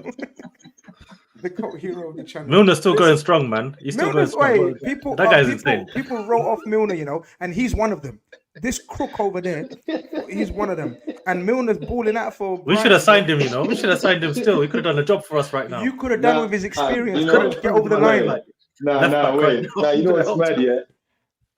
You know, it's mad, yeah. I always slated Milner in the final third. And the way Milner was playing the last game, bro, hitting the post and that, I'm like, this is not James Milner, bro. He was on smoke. I'm like, nah. I blame Klopp. You know me, my cop-out is I blame Klopp. Klopp never unleashed Milner. The Milner I saw at Brighton, I'm like, nah, that got to be on Klopp, bro. Mad baller. I don't know Um, how many years it's been since he started in the Prem, but I'm yeah, gonna bring in the crazy. next thing: defense, attack, or midfield. This is a wild question, man. But we're gonna do it still. All right. Next caller, who we calling in? Next caller, we have Liverpool's 12th man, then DH, then Cecil. Next three, and then I'll assess it after that. Liverpool's 12th man. Big up, big up, big up. How you doing, brothers? Big up, We're man. good, bro. Welcome. We're good. Saturday night, and we're speaking football. Yes. Nothing could be better. Nothing could be better. Well, something, but not Okay. much, not many, not many things. Oh man, yeah, it's good. I like the fact that you guys were talking about. Big up, thank you for having me on the panel, by the way, and allow me to say my piece. Big up to the chat, of course, and all the Reds amongst it. I wanted to get off this by saying it's good that you guys are talking about the penalty kick, because that was something I was going to bring up myself. Mm-hmm. That's I think you guys are overlooking someone that I think should be our penalty kicker during this hiatus of Mo, and that is, I think Darwin should be our penalty kick taker. Now, I know that you guys are going to say that. Yeah, guess what? Yeah, but you can do all that. But guess what? He's one of the few players in the world, for the most part, that have a 100% at taking penalty kicks. Okay, so it's not like he's never missed a penalty kick. Okay, so it's not like we're saying he's got troubles or he finds problems at the spot. Takes him for his international club. Takes for his international team, obviously for Uruguay, and he's taking them for us as well. So I mean, like, I know people can roll their eyes and say that whatever. No. I'm on that. I knew about that record. I was waiting to hit Bilal with that record. I was waiting to hit him with that record. Yeah, and it's the feeling of that word, Nunes and penalty. It's different to the record that's on paper, but fair enough. No, if anything, what is the best way to get a? It's like goal when you play basketball. Best way to get a goal is get a penalty. You're doing the Havertz with him. One of the ways to get someone confidence is to get them easy buckets in basketball, for instance. Get them the layups. Put them on the penalty. That's fair enough. No, that's true. I agree. When it comes to getting some confidence, it takes away the amount of pressure it is that he's been. You got to score goals. You got to score goals. A lot of those goals that we've put together when it comes to Salah have been by him getting those penalty kick goals. He's become those things. I know the year that he shared the golden boot, for instance, with Mane. Mane got the golden boot or shared the golden boot by not getting PKs. But it helped that Salah had those PKs under his belt to help his confidence and his mental as well. That's what at least I foresee and believe. But I just think that I never thought of it like that. Yeah, good shout, man. What I mean? I hear that. But football is about confidence. It's all about confidence. But Bilal says for sure. Bilal said about the Havertz example. Like we're building up, like us giving him the penalties to build. Yeah, it's embarrassing. Like when it happens, you guys will cringe a little bit. But if he does start scoring and starts playing, then fair enough. Like it can work. Even with Salah, though, do you think? I think if Salah's on the pitch, though, he's not giving away the penalty. No. I'm saying during this hiatus, during his break, while Mo's gone, I think that the most capable and the most obvious candidate for me is Darwin. Yeah. And I think that that's a way to kind of like, so often people are like, oh, he's not scoring any goals or he's going through his drought. Well, yeah, okay. What's the easiest way to kind of like get that narrative to be separated from it all? That's a good question, guys. People in the chat as well, let us know. Who takes the penalties now Mo's away if we get a penalty in the next month or so? Colonel, what are you saying? Who are you giving it to? Hey, big up 12, man. I can always agree and disagree with your points. Right. I'm kind of conflicted because I at the don't same know time? which way to go. Yeah, at the same time. 12 notice, man. 12 notice. I can both agree and disagree. So I don't know which way to go with this. So I'm just going to lead with the positive because I see the way the chat's reacting to what you said. And I don't want to be that guy that's just, No, you do want to be Just that be guy. that guy, man. Be what you want to be. You do want to be that guy. Yeah. No. Trust me, I sat back and I was very quiet because I was conflicted inside. But I also said, Klopp praised him for the way he occupies the defender. So normally someone that's given the defense a problem is usually the guy that is more likely to win a penalty. I don't think he's won any for us because I think he's going down a little bit easy and the rest are not really buying it. Yeah, you should have. You should have, and that's what I'm saying. I agree with you. So what better to have your guy, whether he's missing an open play or not, you know he's gonna cause the defense problem, and you know he has 100% penalty conversion. Now that's the different thing on the opposition mind because they already know he's giving problems, causing chaos, and he's 100%. So he may not finish an open play, but he's gonna cause enough chaos to get that spot kick to go straight at the goal, bro. So I think it should be him, but I'm also looking at the flip side, 12. Can you imagine when he missed the first one? Jesus Christ. Yeah, I get that. When he missed the first one, Salah missed 5 out of 29, I think. I could be fluffing the number. I could be minus as well. And people are going crazy. When he missed 1, they're not going to let him get to 5 gigs. Come on now. Let's be honest. He doesn't have enough credit in the bank to miss 1. And that's a problem. So having a 100% record is good. So you're saying he doesn't have enough pressure money in is the gonna- bank to miss 1. So you're saying the pressure could work against him. I hear that aspect. I hear that theory. But the difference I'm for him being the next guy. I'm for him. Colonel, the difference is though is that he wants to be that spot kick taker. I think it was Europa that it was. He was a Europa or the cup match. He actually stepped up. He was the first to grab the ball, wanting to take it. You know, there was even an occasion when we've gotten a penalty and he was playing with Mo that one time, and he kind of was like a little reluctant to give it to Mo because he wants to take the penalty kicks. It's so obvious to me, at least. So I think that, like, if anything, you know what, we've already passed that hurdle for him taking a penalty kick for us, because that would have been the narrative, even if it was a Europa game or a cup game, it would have been the narrative that got, you know, continuously plastered on Twitter and everything else about him missing the penalty. But he didn't. He stepped up, and it was a very well taken penalty kick. I think the guy he has scoring ability. It's just a matter of like getting that confidence behind him. And once you break through that confidence glass ceiling, it's like it's on from there on. And another thing I wanted to bring up too. Balotelli. Balotelli was a fierce penalty kicker guy. But another thing I wanted to bring up too is something that I'm glad to see people are starting to take on. I know that you're not necessarily the biggest Curtis Jones. I believe, Grizz, you're not a big Curtis Jones fan, thinking that he can reach the levels that he's reached this season, right? Or no? Wrong. You are a big Curtis Jones fan? Because I've been putting out there long before this whole Curtis Jones, you know, rebirth. That was me. Okay. But I'm proud to announce, people in the chat, big up yourself, all 350 something of you men in the chat tonight, waiting for us to cook the law. We'll get there later. Curtis Jones is a complete midfielder. There you go. He possesses this new midfield attribute and the midfield of the old guard. So when I tell you I'm in this line for the CDO league, bro, I'm in this Curtis Defense League front and center with the Curtis shirt. I got Curtis painted on my chest. Big fan of Curtis. But I rate Gravenberg style of football still. You know what I'm saying? But I'm not taking nothing from Curtis. My guy Curtis. I don't got the Scout accent yet, but when I do, I'm like Curtis. No, I want Curtis to big Wijnaldum. sports. We're hearing Curtis Wijnaldum. We're hearing. No, I've said this. I actually had a segment before a while back. I think it was right actually my Endo segment, which I got a lot of flack for. I got an Endo segment in the beginning of the year, and I know I came on your show, Grizz, and talked about this as well, about my praise of Endo and how he fits into the system.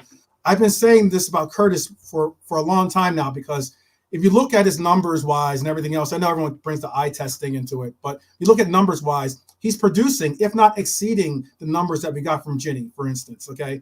And what I am saying is Curtis Jones, in my opinion, is the most essential player to our midfield at the moment. And that's something to say. That's an incredible feather in his cap to say for someone that a lot of people had him being out of the team or having to go out on loan to find his way back into this team. I mean, when Curtis Jones plays well, when he cooks, we cook. And that's just something that is essential. And it's immensely about, I can't say it's enough, it's immensely about confidence. Getting confidence into these players' mentalities is something that is essential for them to produce on the pitch. If you don't have the confidence to, you know, believe you can make a pass or believe your teammate's going to be in the right position to even receive that pass, all of a sudden you start to see questions come up, and that's when you start to see what we have to see. But I remember Bilal said something about our defense, but yet you recognize our defense has conceded the least amount of goals this year of the top 5 or top 6, but yet we keep talking about our defense. And it's one of those things where I'm like, I get it. Eye test will say that we have let in a goal, but if we're also one of the top scorers in the league, though. So that's why I wasn't going off stats. Or anything. I said Liverpool, attacking wise, so potent, so dangerous. If there's anything that's going to let them down, it will be if something goes wrong at the back. But obviously, you've got an old-timer with Alisson, and you've got Van Dijk. So I guess this is a great segue into checking on the poll, because Liverpool's 12th man. I don't know if you know, we just done a poll to ask what's the weakest part of Liverpool in this team. Defense 41%, attack 27%, midfield 32%. So our defense. What do you make about that? I can't understand that. I really. The poll makes sense. How you can say our defense is our possibly our weakest part or weakest link in our team when we have the best defender in the world in Virgil van Dijk. I get that. That's my I get you say it's my red colored hat or whatever you want to say, but I still think Virgil van Dijk has regained his crown as being the best in the world. We have the best goalkeeper in the world. Okay, so our spine, the spine of our defense, has possibly the 2 greatest players playing currently today. Could it be this? Could it be because of this? Because we're so thin at the back in terms of numbers. You know what it is? I think it's 2 things. Right. One, yes, Konate injury prone, Matip same. Right. So you can't rely on them, or you wouldn't want to really rely on them. 2, I think the way I look at the defense as well, I view the number 6 as part of the defense as well as the midfield. The midfield are number 1, obviously. I view the number 6 as being very important for the defense. So if you're like me and you view the number 6 in that way, plus the centre-back situation, then you'll say, yeah, defense is the biggest issue. That's why I think midfield as well is 32%, because people are maybe saying the number 6 isn't, let's say Declan Rice or Rodri or something like that, right? Mm-hmm. So I think that's the way people are looking at it, and that's why the poll's 42 was it for defense, 32 for midfield, etc. And I think it makes sense. They're a bit thin, but as I said, you guys have the best goalkeeper in the league, got the best defender, centre-back in the league.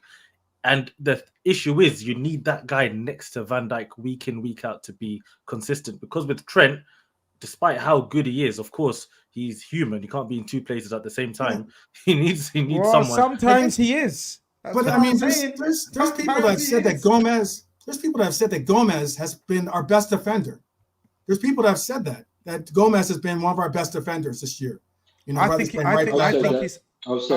think he's second. Okay, so he's been pretty consistent in our lineups. I'll give him credit, by the way. Let me give him credit because I've cooked that Joe Gomez too many times. Right? One more thing. Someone's been lying on my name here. Arj, right? He's saying Bilal disrespect for Jones. Elliott is not good. Go back to the call-in shows from last year and watch how I'm defending Curtis Jones. I remember Liverpool fans saying we've got to sell him. And I'm here saying, listen, give him a bit of time. He's one of those players. I compared him at the time to Joe Willock, who was at Arsenal. We let him go to Newcastle. Joe Willock, obviously what he did for Newcastle, keeping them up, and what he's done ever since for them. Obviously now he's injured, how he's helped them go up a gear. I put Curtis Jones in that. I said, give him a chance and you'll see what he'll do for Liverpool. And now he's got the chance. And now you got Zub here saying he's a complete midfielder. No, he was talking to me back then because I was cooking him in that moment. So you're bringing up the exact moment I was cooking him in, bro.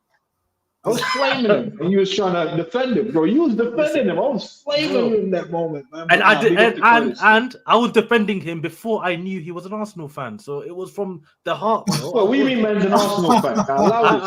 Nah. You can't turn on him, man, because he's it's all good. When you're young, you can be, disillusioned when you're young. So I mean, like, I'm not going to hold it against him if he was a Arsenal fan when he was younger. He's older now. He's wised up. He still is, man. Come on, man. Deep down. Mushu, who's a regular contributor to the channel as well, says can't be the defense. Kanata is a monster who gets into every team. Kwanzaa is a surprising elite talent. Gomez super flexible. Yeah, and of course, you know what it is. I feel like, and I'm not taking credit for it, but sometimes, like Talkman rightly pointed out, anyone can see that we have one of the best defense on paper. But because it's close to home and we know how fragile that defense can be, because Joey G, when he gets injured, whether it's from during play or in training, it's never a little one-off. It's usually like a mad injury. So we can't really call him injury prone. And I believe Joey's been our best defender because he's so available and flexible for us this season. If we lose a guy like Joey, how much are you rating that defense? Because Joey right now has been covering left back phenomenally. He's also ready to step in at center back if we need him in any rotation game. And he's also covering Trent, which frees up Sabazilai in a whole nother level versus Trent at right back. So just one injury to our defense right now, and this poll is valid. But on paper, thus far, we have the best defense. So it's kind of one of them ones, because that's why I say put it up so we can see, because when I think it's the guy before 12-man said the attack is, I just want to prove that the attack is the last thing we should be worrying about, even though there was a stat I heard 2-3 days ago that said in 3 games we had 86 shots on goal and converted 3 from open play. Yeah. That's a mad Liverpool stat. Channel member None Your Business says, go watch this. This is Liverpool's podcast done by the club with Curtis Jones recently. He explains himself that he knew he had to step up when he was younger. Yeah. I love that about him, Yeah. Honestly, I didn't think, I never have, okay, maybe this is where a Liverpool 12th man maybe heard me speak about Curtis Jones in the past. And let me clarify. I have clarified it before. I've never doubted Curtis Jones's ability. Mm-hmm. I think Curtis Jones' ability is brilliant, potentially elite. I just thought, I never knew he had this game football intellect to convert himself into the role and position he has. Right. And that's why my respect for him has gone way over the top, you could say. Mm-hmm. Because I never knew he had this footballing intellect to convert himself from a flary winger, stroke 10, floating about, doing tricks and whatnot, to being this gegenpressing machine, monster, winning the ball back, decision making. And like Colonel says, I don't agree with him that he's the perfect, but like potentially the most perfectly all-round midfielder. Like can play left 8, right 8, potentially could play as a 6 now as well. Yeah, could. Curtis Jones at 22. Yeah. Wow. So big you up see Curtis that, Jones. right? What Curtis Jones has done there is what a lot of players fail to do. Like right now, we've obviously you're talking about last show, we're comparing him to Emile Smith-Rowe, right? Emile Smith-Rowe, his best football came on the left, and a lot of time Curtis Jones, when he was playing on the left, right? But everyone thinks that sort of player, you've got to play in the midfield at some point. You've got to make that switch. Right. And a lot of players fail every time they make that, to try and make that switch, they fail and then they end up doing something else, or they end up not really reaching their potential. But so far, Curtis Jones is showing that he can make that switch and he can become that permanent fixture in the Liverpool midfield. So that's really impressive. And hopefully he keeps on going that way and he keeps on performing. I'm actually, if I was to vote, in fact, I'll vote in a minute, see if it changes the percentages. But I actually agree with Mush. I think midfield, for me, I think our midfield is the weakest area because it's new, it's newly formed. You know what I mean? I that's me personally. And the lack of an authentic world-class or potentially world-class 6, because you don't have to have the world-class 6 right now. As long as you've got a potential world-class 6 that you're building up to, then I'll be good with that. And that's no slander on Endo. Is that what is your expectation of a 6 though? Because I know Bilal said something about a 6, but you're referencing a 6 as a destroyer, I assume, and not this hybrid defensive midfielder that we're seeing Klopp definitely gravitate towards. Whether it's his use of Maka, whether it's obvious. I think personally what he's going to try to do with Thiago as well, possibly utilize him in that role. What he's even utilized from Bashetic. All those 6s, quote unquote, are more of a hybrid 6 that have more of an offensive mindset when it comes to utilization. But when it comes to Endo, okay, of course, yes, that's more of a destroyer. That's more of the guy that's going to mop up and make sure and play defense. But we keep saying we need a 6, when every likes of what Klopp is doing with this team is going away from our traditional concept of a 6. Yeah, I hear you, and that's a great point. That's a great question, and nobody truly knows the answer apart from Klopp and Pep Linders. Like we Right. can speculate and we can base our speculation on the way he picks and selects the team and sets them up, right? So Thiago was bought, and we thought, oh, when Thiago was bought, I thought like you. Mhm. I thought it doesn't matter what we think. He wants to change the way we play. He wants to control games. Remember, Thiago was bought after the heavy metal of the front three and chaos and whatnot, and then brought in Thiago, tried to control more, play a more more like Man City, dare I say. Right. Right. But we never saw that midfield because of injury Right. to defenders And in his Naby first year. to- yeah. And Sure. in the second year, he picked up injuries and so on and so forth. Right now, I'm not sure. I think it's a great question. It's open to the floor. It's open to the chat. I'm not sure what kind of six. I think I know what kind of six I want in this Liverpool team, but I'm not sure if it matches with Klopp's philosophy of the it type doesn't. of six that he wants. I don't think it does. But check It this out. does. I check this Yeah, out. The only counter that's- to you, the only counter I'll bring, and then I'll let the other brothers in. The only counter to you is, if you don't think that, why did we put in £100 million bid for Caicedo and Lavia, who essentially are more destroyers than playmakers like a McAllister? That's my only counter, and that's what's confusing me. So that's a great point because I was going to bring that, Grizz. In my group chat, we always talk about why go for the utility man then, which we've won titles and trophies with a bunch of utility men. Like our midfield was a utility midfield. You can't sugarcoat it. Our midfield doesn't stand up against the other midfields for what they were.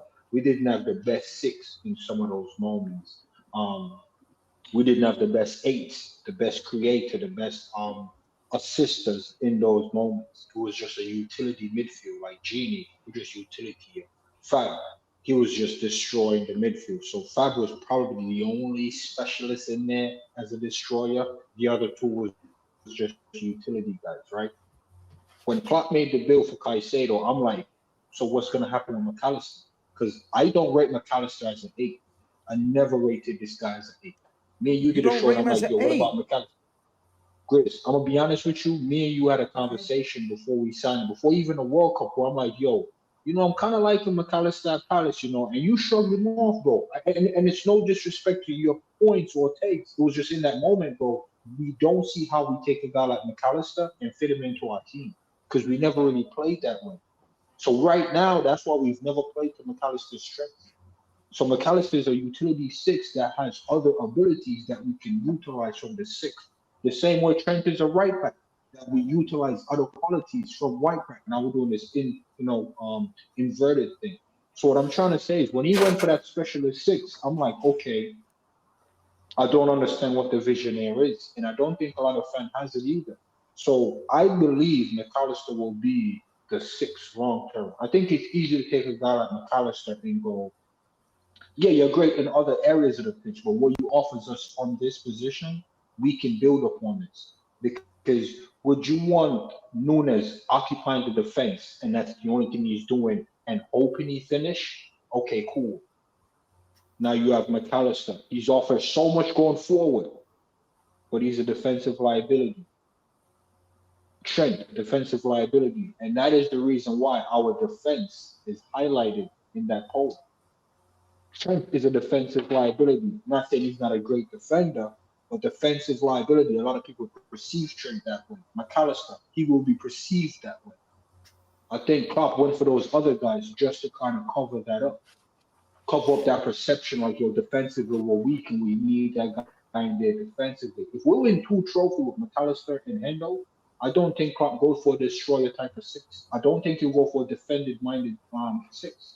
I don't think he will.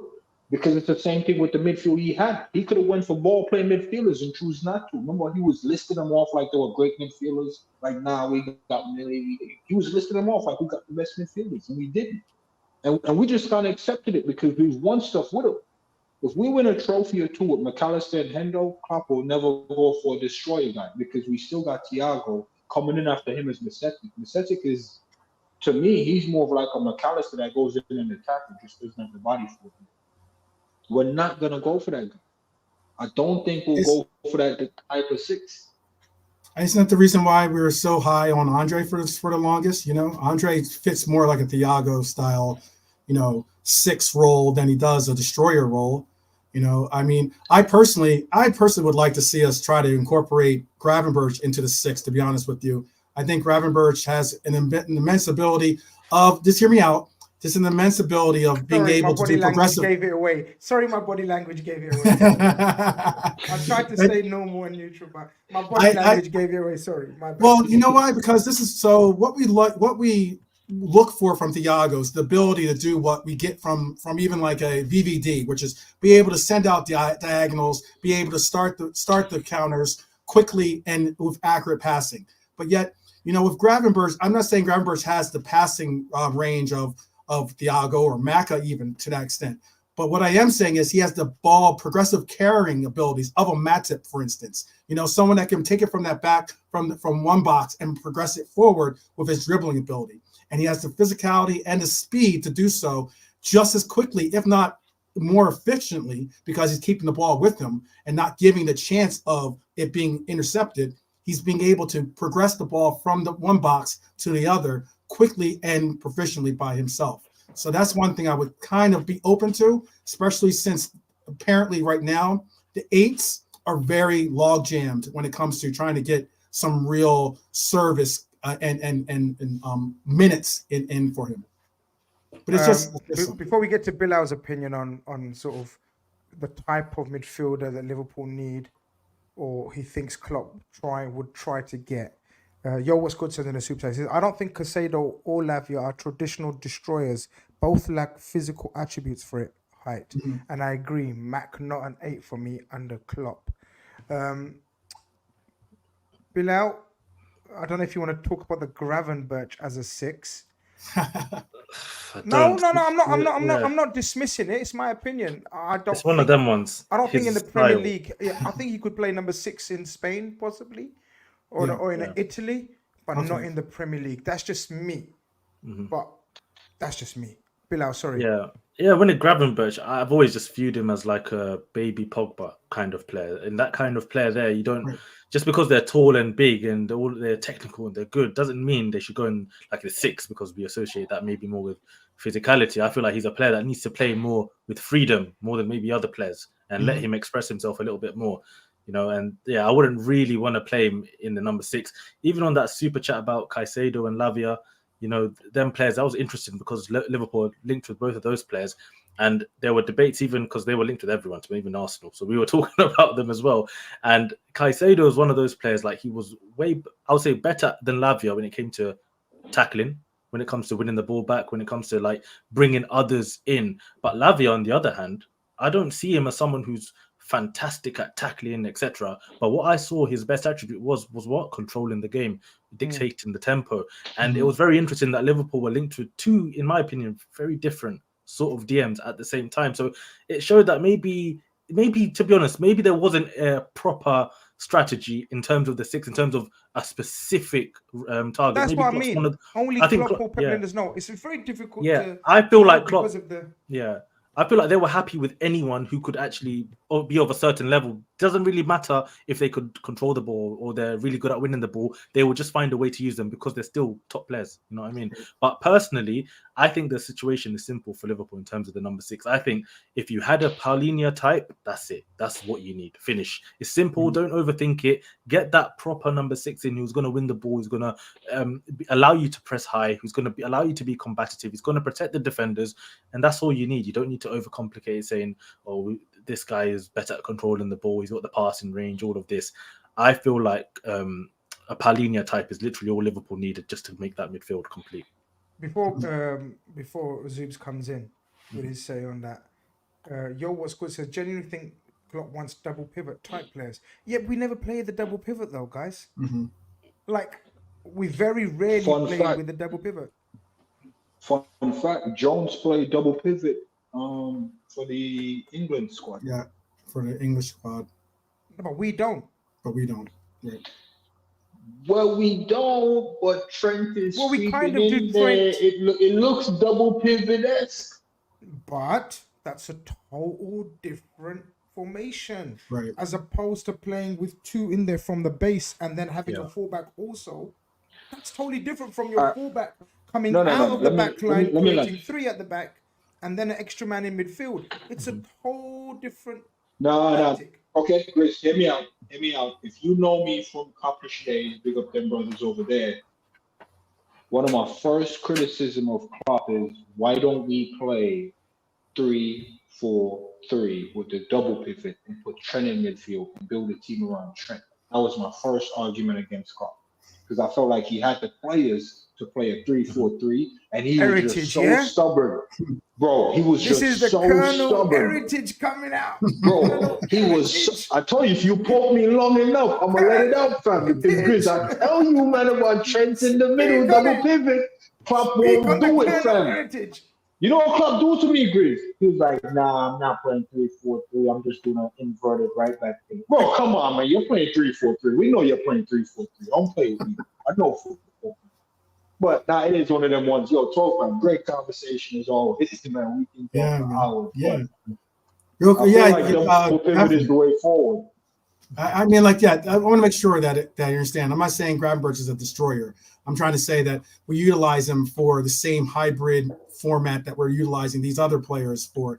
And rather than look for the diagonals and for the progressive passing from him, more so it'd be his progressive carries. The ability, the same way, like I said, Matip's able to progressively carry the ball for us. We're losing that. But we're starting to see Kwanzaa, for instance. We're starting to see even Konate do the things that we're missing from Matip in those essences. That's what I'm trying to get across, is creating those variables.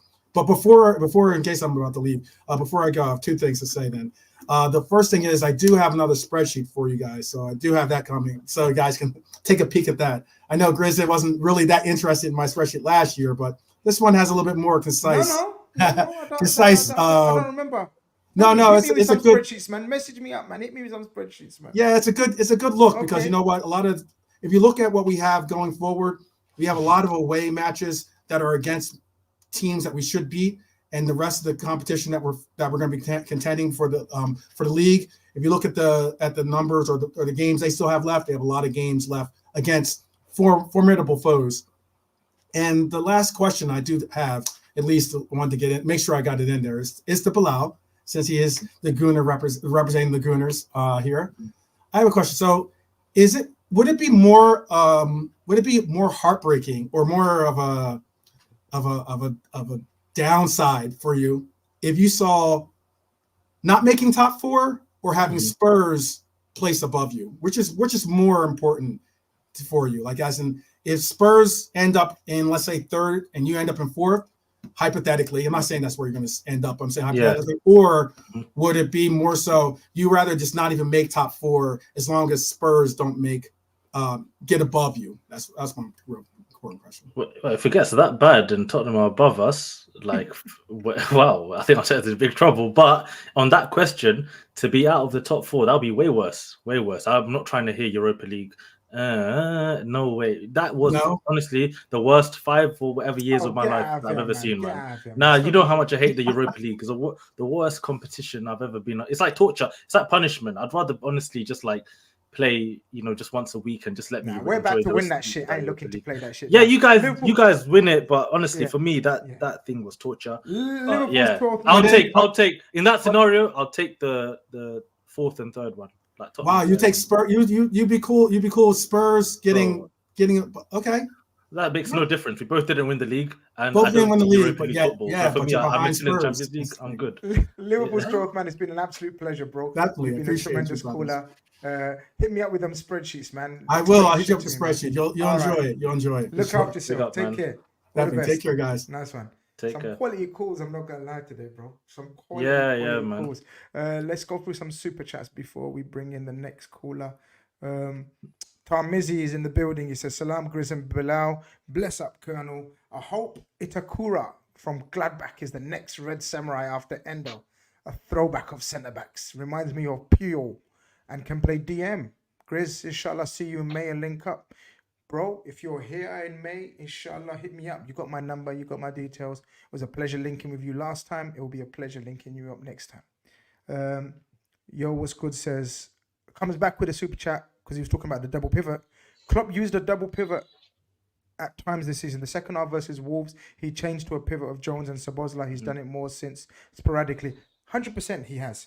But I just think that's an evolution of Klopp's management and tactics, in-game management, in-game tactics, where he never used to change anything, just player for player, position for position, where he's more flexible now with changing positions and players. So I get it. I rate that about Klopp, I never thought he had it in him, because I'm not saying I don't even really like it when Liverpool sometimes go into the pivot like that. I don't think it's Liverpool at their best. But the fact that Klopp's been willing to actually even change things up, he's seen maybe other managers implement this a lot more. He's like, you know what, let me try that as well. But at the same time, he's got his plan A that when it works, it works. So I think it's good that there's that variety now. I see Mush in the studio. Mush, are you ready to come on and join the panel? Give me a thumbs up.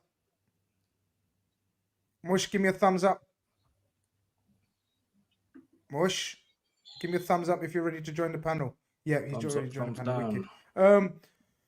Was there another super chat that I wanted to give? On Tarmizi's super chat, by the way, I'm going to scout Itakura on Football Manager. Oh, are you guys linked with him as well? No. I just my Football Manager save Itakura. I'm writing that name down because I've got this guy, Stuttgart. Anyone who's a Stuttgart fan, tell me if this guy's actually good. His name is Hiroki. No, this is another guy. His name is maybe Zoom. Maybe you know. His name is Hiroki Ito. Yeah, someone let me know. Oh, Ito. No, bro, I can tell you what, Ito right now. Diabola, yeah. I signed him. He's cooking for me. I'm not gonna lie, but I've not watched him. Now, let me tell you what's unfortunate, Bilal, real quick before we get to the call. Big up, by the way. Most of these Japanese players, they're good for about 2 to 3 seasons max. So you want to make sure you're getting them in the right time. No disrespect to them, Grizz. You don't get these men for 5 years. They don't make them like Shinji Kagawa and Jinsun Park. Yeah, bro. Now, their man is only good for 2 to 3 years max. So you want to make sure you get him at the right time. You get him at the wrong time, wrong. It'd be Tomiyasu, basically, right? That's what you're trying to say. Wait, Tomiyasu is a machine, you know. He's a machine till he's not. He's one of those machines that, like, remember, like the PS2, right? The PS2 was a good console. When it turns on, it's fantastic. But when it's not on, you got to slap that machine to make it. You got to blow the disc a few times. Yeah? Blow the disc, everything. Yeah. I've got soap on the disc, everything. But with Tomiyasu, it's a myth, but he's not. We welcome Mush. What's that name, Mush? How we doing, everyone? Yeah, hope you guys. I don't know if you guys know each other, but Mush has been covering your ass. Barry in the calling show. He helped me out a couple of times. Call me the supply teacher. Supply teacher. but wait. Mush been supplying the propagandas and that. Big up, Mush, man. I appreciate it, man. Mush is like, people are already saying, yo, Mush, man, please. And oh no, Nunes, because people know he's got the biggest Nunes agenda. But he's promised us no Nunes slander, I promise. I wouldn't have to have an agenda if someone could score more than once every 13 games, but that's fine. Let's carry on. Exactly. I see what I'm saying. You started already. But we've covered that. No. Let's talk about. I'm looking forward to talking about something else. All right. Listen, we've got DH next. We got Cecil after him, and then we got Spider 29. That's the next 3 callers. I'll work out the rest as we go along. DH, Cecil, Spider 29. DH, be ready. I can't be here too long, so DH, be on standby. Yeah. Okay, no, we'll bring in DH now. We'll bring in DH now, see what he wants to say, and then you can take most of his talking points. DH, welcome to the stream, my bro. Hope you're doing well. Welcome. Can y'all hear me? Yeah, man. Wicked. We can hear you loud and clear. All right, perfect. Cool. The last time I was on here, I was actually wondering if Gravenberch and Szoboszlai would actually adapt to the league. As we're seeing, they did adapt well, but they're starting to get tired, as we all expect, because of the festive period. But that's not the reason why I'm here. I am here because I really believe that Liverpool has absolutely no excuses to not win the Premier League this year. Wow. They have none. At the end of the day, the way I look at it is this. Okay. It's in our hands. 20 games in, we're above Manchester City by 2 points. That means if we draw or if we lose and Manchester City win, they go back above us. Therefore, it's in our hands. And I feel like once it's in your hands, if you end up not getting where you need to go, you can't blame anybody but yourself. You can't blame the refs for any decisions they made. You can't blame any on-field decisions. At the end of the day, your job is to go out there and win. Wish? I'm trying to digest what's just been said. Well, no, but look, factually, theoretically, yeah. DH is there. He's right. He's right. Do you see it like that? I would say, before I even give my thoughts, I think I mentioned this on the last show we did together, which was Klopp himself keeps using this term before he talks about Liverpool. He keeps saying this team. I'm surprised that this team is top. I mean, it's always this thing of, I think we are tracking above where we probably should have been. I think Arsenal's poor form has come at a surprise, where I don't think Klopp thought that Arteta would scrap the midfield that got him so far last season. And this has kind of been a leapfrog that we weren't expecting. I think City and their poor start to the season combined with the Club World Cup was unexpected. The only thing I will say is I agree with you, DH. I actually think every week that's passed, and the one thing that Liverpool have shown ahead of, I'd say, Arsenal and City this season is that we look better every week. I don't think there's a team who looks progressively better every week. I'm not saying with a finished article, but every week our defending looks better. Start of the season, we were, basketball matches, that stopped. Our pressing wasn't there at the start. Can Endo keep up with the pace of the league, so on and so forth? That's happening now. Salah went from scoring 1 in 2, 1 in 3 to now he's scoring every game. All of the metrics that you want to build confidence with, I think we are. So I don't know, DH. I'd like to know from you. I believe that your confidence comes from a logical place, but are there any circumstances that you'd accept that if we didn't quite make it to winning a title, what would you find it acceptable to be?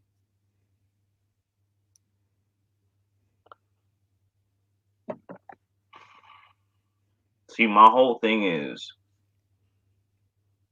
as much as, yes, people want to go on about the attack and Nunez isn't scoring enough, and I honestly believe that a lot of our other Diaz hasn't really kicked on like when he first got here. I look toward the defense.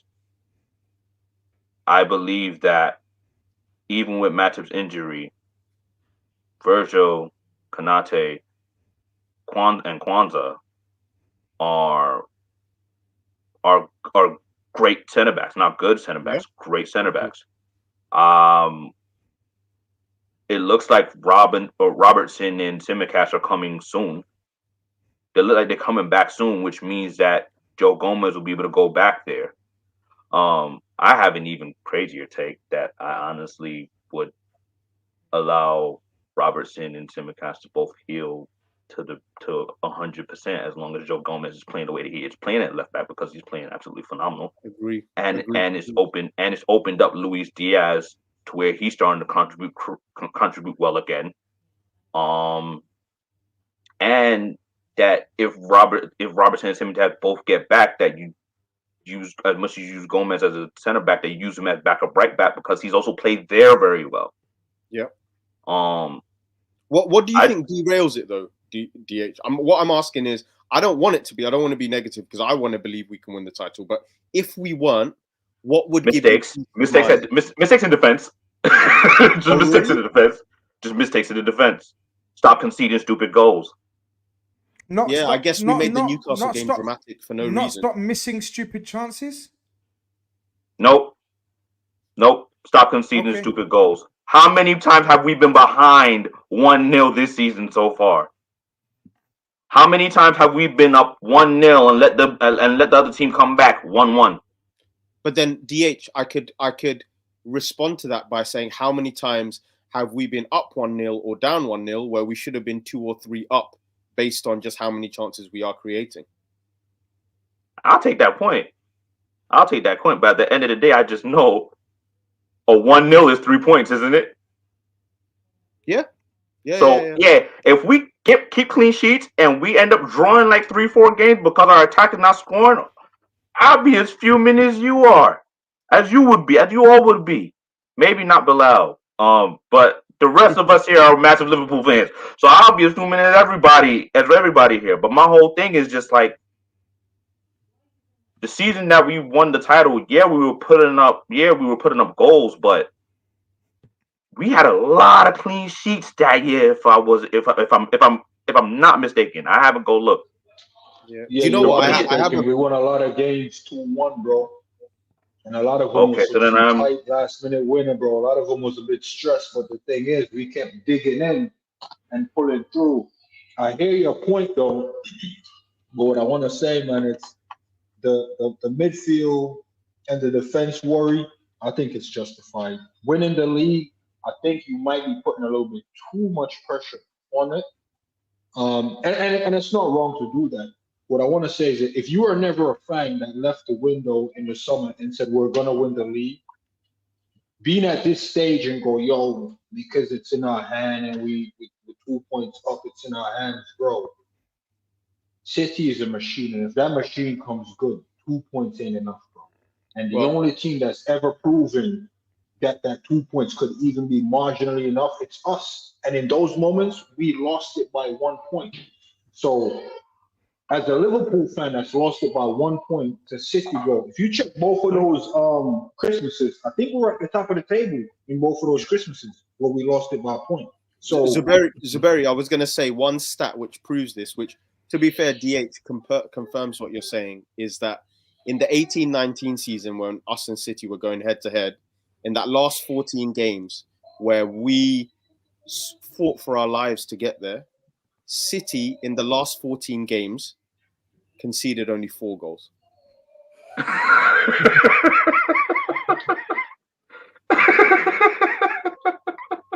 gonna be honest. If there was ever no, but you know what? It's amazing. It's amazing. Respect. It is amazing, but because I said we were gonna win the league before, not because of the results now.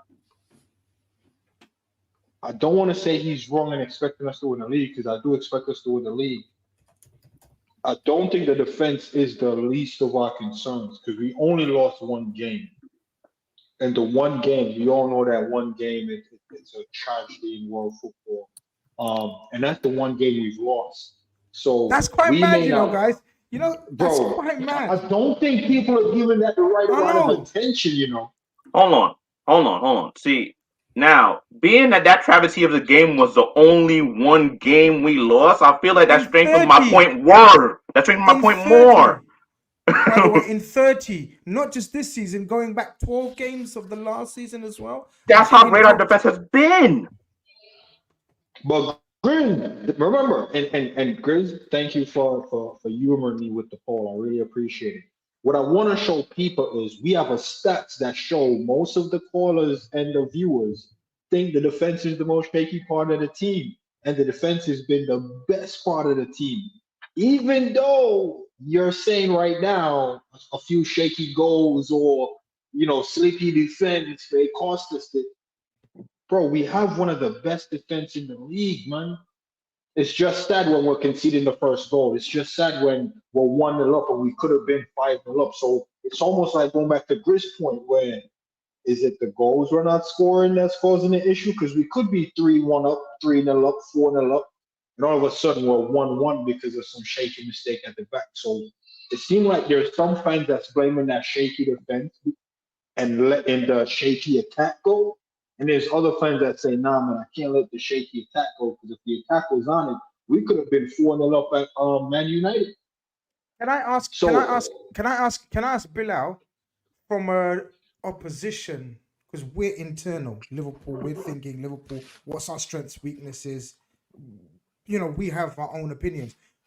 You as an opponent of us, for example, maybe tomorrow's not the best example because we're going to have a different team.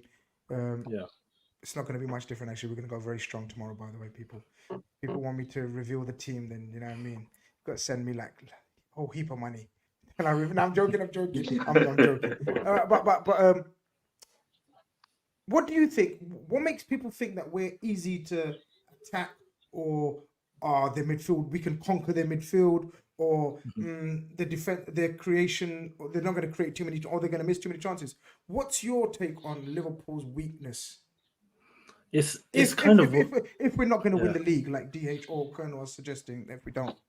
It's kind of like what we saw. I think the Newcastle game just summed it up a little bit. What could potentially throw Liverpool off? Like, yes, I will keep saying Liverpool in terms of attacking and the potency is probably more than any other team, and it's scary more than any other team.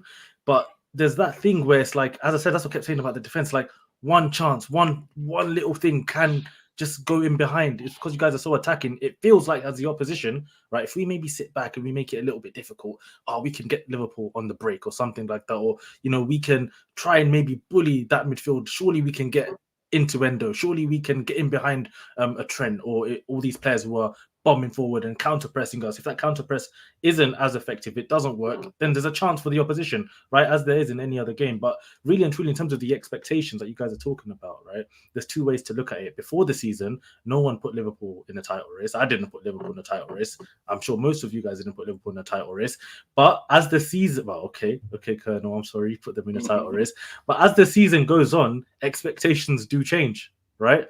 And you can reassess and look at your situation now and be like, listen, we're top of the league, and listen, we should win the league. We're in a good position. Our team's playing well. Some of our signings are done better than we thought. They settled in way quicker. So why not? Let's change. Let's reassess and let's go for the league title.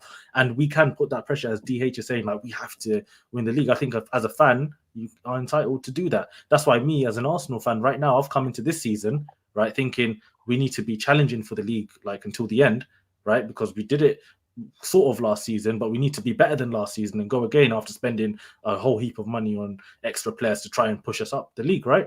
So I think Liverpool right now, if you're an opposition team and you're looking at Liverpool and you're playing against them, you'll be thinking, yeah, maybe I can get in behind them. Yeah, maybe I can, get a chance. If I get that one chance like a Gordon, what he did the other day, just dribbling, Isaac, bang, goal.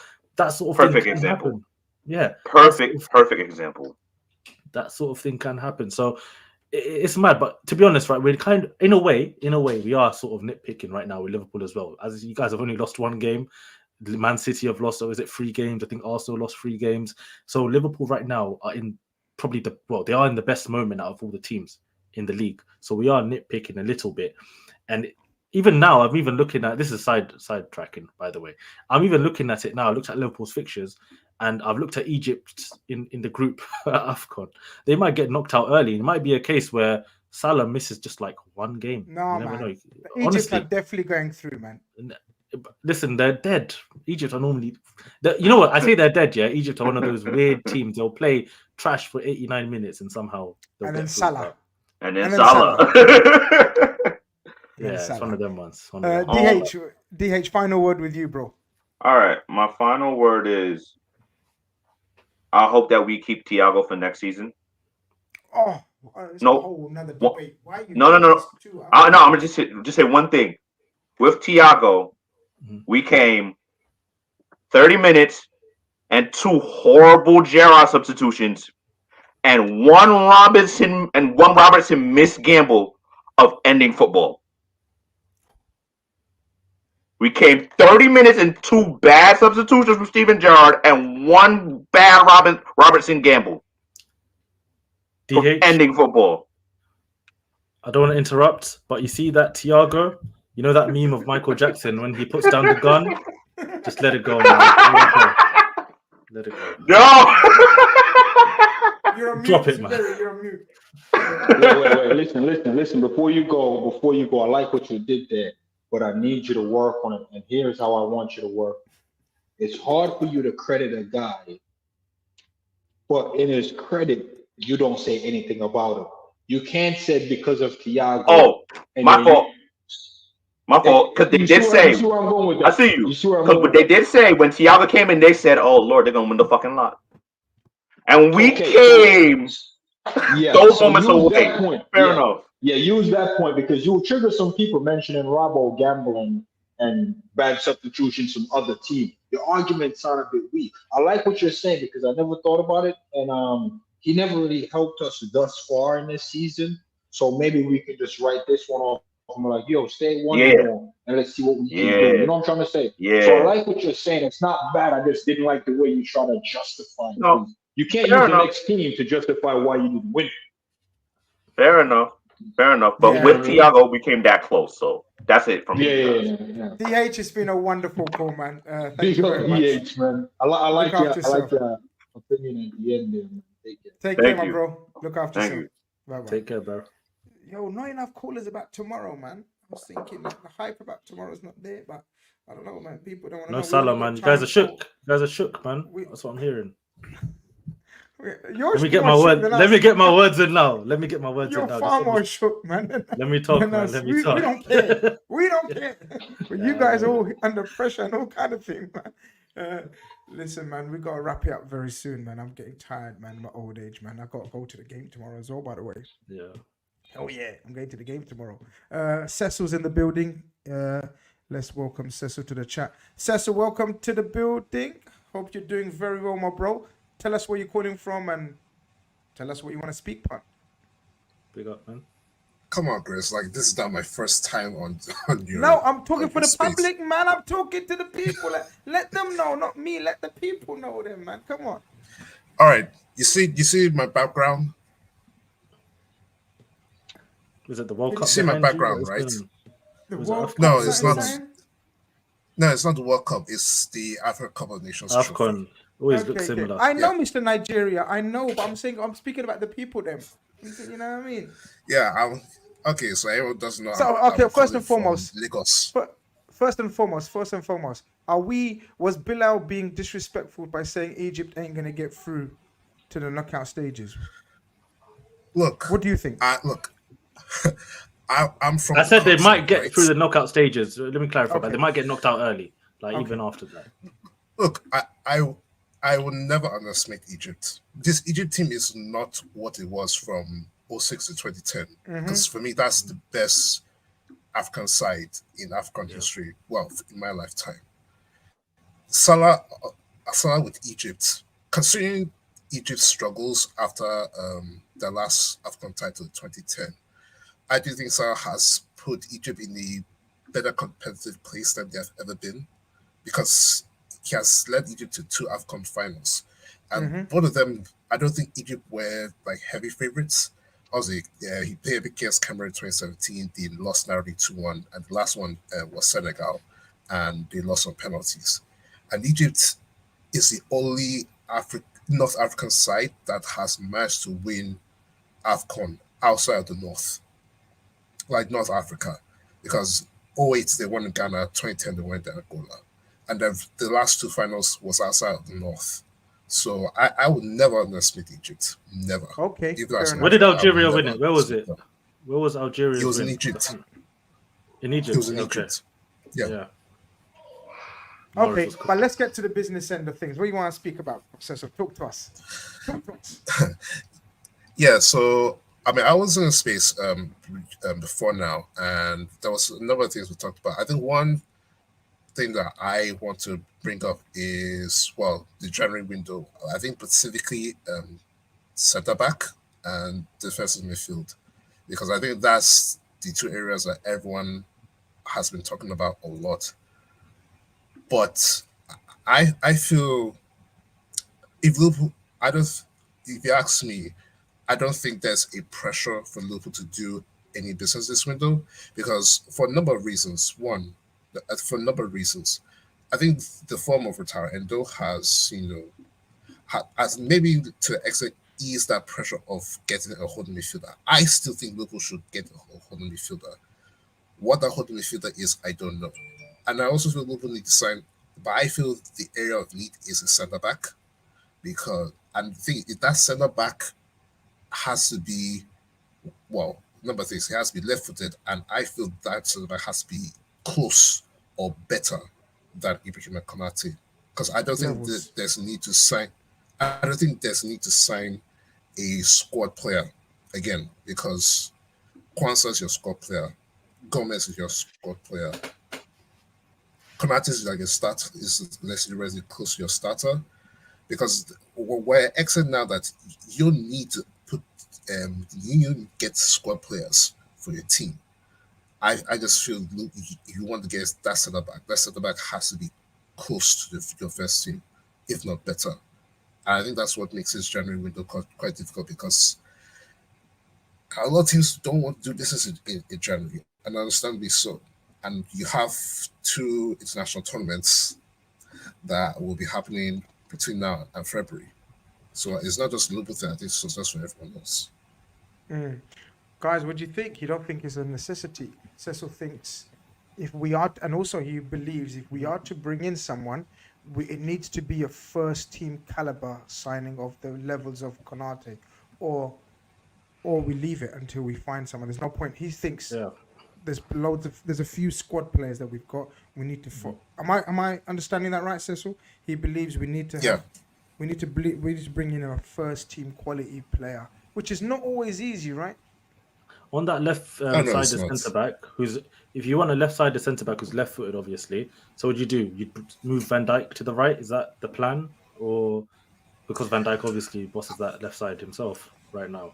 I think one of the things Liverpool have done well this season is manage Van Dijk's minutes, because I think up to now he hasn't played the minute in Europa League in group stages. He has rarely played in the Carabao Cup rounds, because the quad chasing season, I feel the effects of that was one of the reasons why Liverpool were poor last season. And let's consider that quad chasing was Van Dijk's first season back from his ACL injury, and he pretty much played almost every game.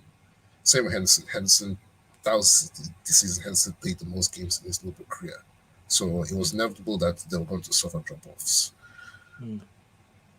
I feel a left-sided centre-back, particularly a left-footed centre-back, because I think Liverpool are the only, let's say, elite sides who doesn't have a left-sided centre-back.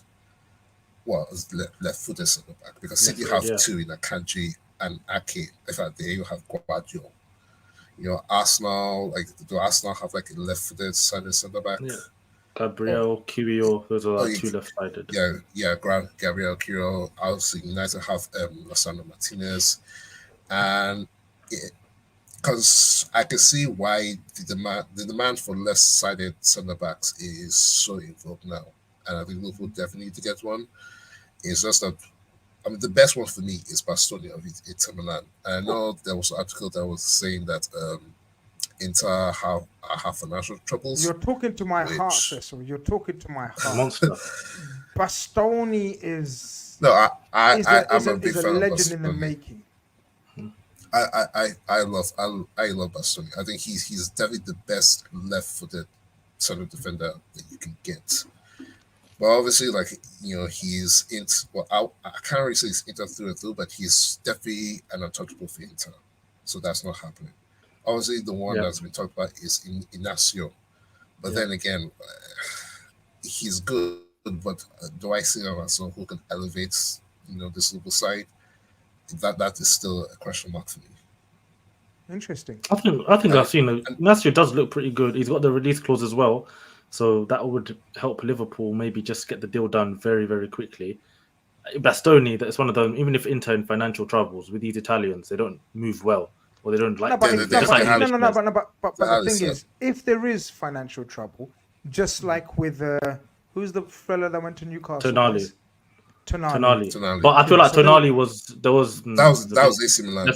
Let's prefer not to speak on his his stuff. Yeah. If you know, you know. But Newcastle with Bastoni, yeah, exactly. That's why Milan, and Milan, that kind of club that will just, they know. But with Bastoni, I feel like it will be different. And Inter have a decent squad anyway. There's a lot of players that they could probably shift. They're favorites to win Serie A this season, because they've done really well. You guys, Arsenal, you guys can take Lautaro Martinez. You guys can take Lautaro Martinez, another fraud up front. Lautaro and Jesus.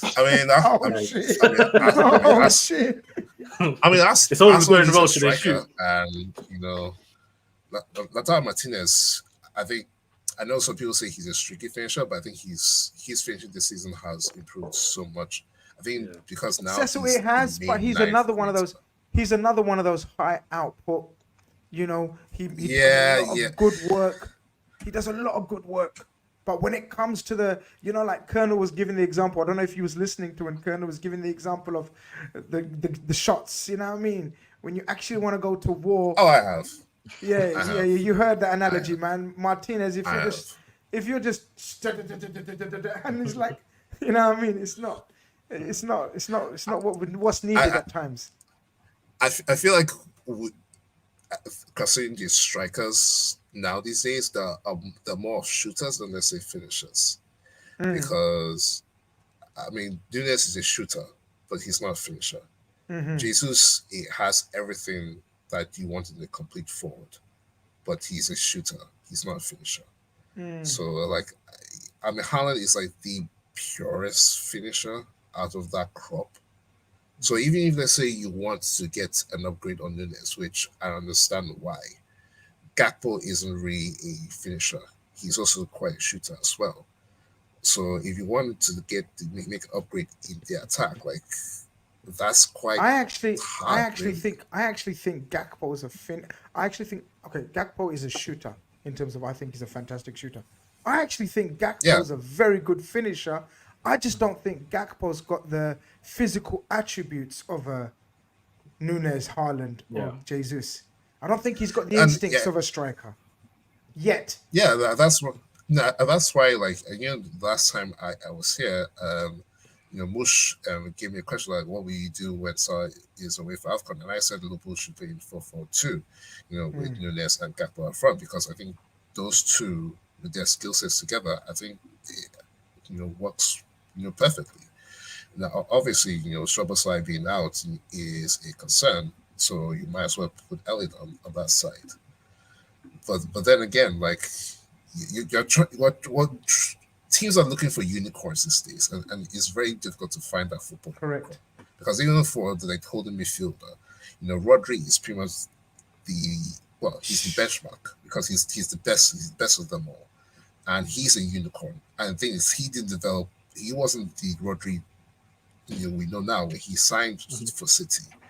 So, and even Jalpalina, like Jalpalina is a good holding midfielder. I don't think he's that holding midfielder that I believe he would elevate Liverpool, no matter how much let's say people think. So, you know, because we're all trying to look for unicorns, you know, in this day and age, and all of them are they're hard to find. And even those ones you get, you pretty much need to mold it to be unicorns, which is why, you know, someone like Roberto Firmino. Firmino was a football unicorn, you know, because it's very, very few players have the technical skill set that he has, you know, the physical attribute that he has. And also, like, he was a good finisher. He wasn't a finisher like Salah or even Mane. But, I mean, if you score over 100 goals for Liverpool, then you definitely were a relatively good finisher. And a lot of those finishes were not just good finishes, but clutch goals as well. Absolutely. Cecil, it's been a pleasure, my bro. We're going to try and wrap it up. We've got about 3-4 callers. All right. But sorry, before I go, the African Cup of Nations is starting next week. I just want to know, like, okay, who are like the favorites let's say your favorites for the Nations Cup? Just in random. Because I know not everyone follows African football, and that's fine. It has to be Morocco. It has to be. Yeah, it if has to it's be not Morocco, surely. I'll be surprised. If it's not you think it's Morocco? I won't be surprised if Morocco doesn't win it. Because I'm going Ghana. I'm going Ghana this year. Are you in Ghana? Are you brothers? Are you brothers still involved? Just tell me yes or no. Of course they're there. Of course they're there. Shut up with the Ghana shut. Oh, it's Zubair. I looked at Ghana and Egypt in the same group. I looked at Egypt's group and I saw Ghana and I was like, Egypt, they might have to go. They might go through now. They might go top. Look, my nation has the Ivory Coast, right? And the thing is, Nigeria, we have a lot of attackers, but we have little to no midfielders and little to no defenders. In fact, we don't have a goalkeeper to speak of. But then again, I won't be surprised Nigeria wins it, because that's the about Nations Cup. The favorites don't usually win it. It's like the most egalitarian football tournament that's out there. We need you to come in every Saturday and give us a roundup of the African nations of that week. Okay. Let me tell you who make I'm sure supporting. call- Cecil, before Cecil goes, I'll tell you Yeah. my team, Tanzania, we're coming. We're coming, Okay. yeah? I know Tanzania. we're going to get knocked out, but Yeah, it's we'll been be a there. long time an East African team has even reached the final AFCON. I know. Last AFCON was Tanzania, Kenya. It was a funny game, but Cecil, we need a segment every Saturday's call-in show where we need a 10-minute segment or a roundup of the African nation games. Promise Look, to do that for us. if you need a preview for AFCON, because AFCON starts next week, I'm here. All right. No problem. Listen, it's here, been a all pleasure, right. my bro. So Take care of that's- yourself. that's Good it. luck to your nation as well, bro. All the best. No problem. Take care. All right, we're gonna try to wrap up. Go through some brothers have come in for Zuberi in the chat. We got Diallo saying, "Yo, I'm here for Colonel." Oh shit. Okay, we've got Send it, man. Send it. we've Wait, got Diallo, that's the Fider man you guy you've been asking about, bro. We've got no. He's the Arsenal fan. Oh, Diallo, he wants the 10K from Boston and that. That's the one. Running man. Nah, you know, Running Diallo, man is here. you might have to catch Running me man next is week. here. You know why? Bilal's been letting we've us got- slide because there's a big game tomorrow. Bilal ain't coming with no smoke, you know. Bilal came for smoke for his manager. Diallo ain't on what Bilal was on, you know. I'm gonna So I'm throwing Bilal underneath the bus early.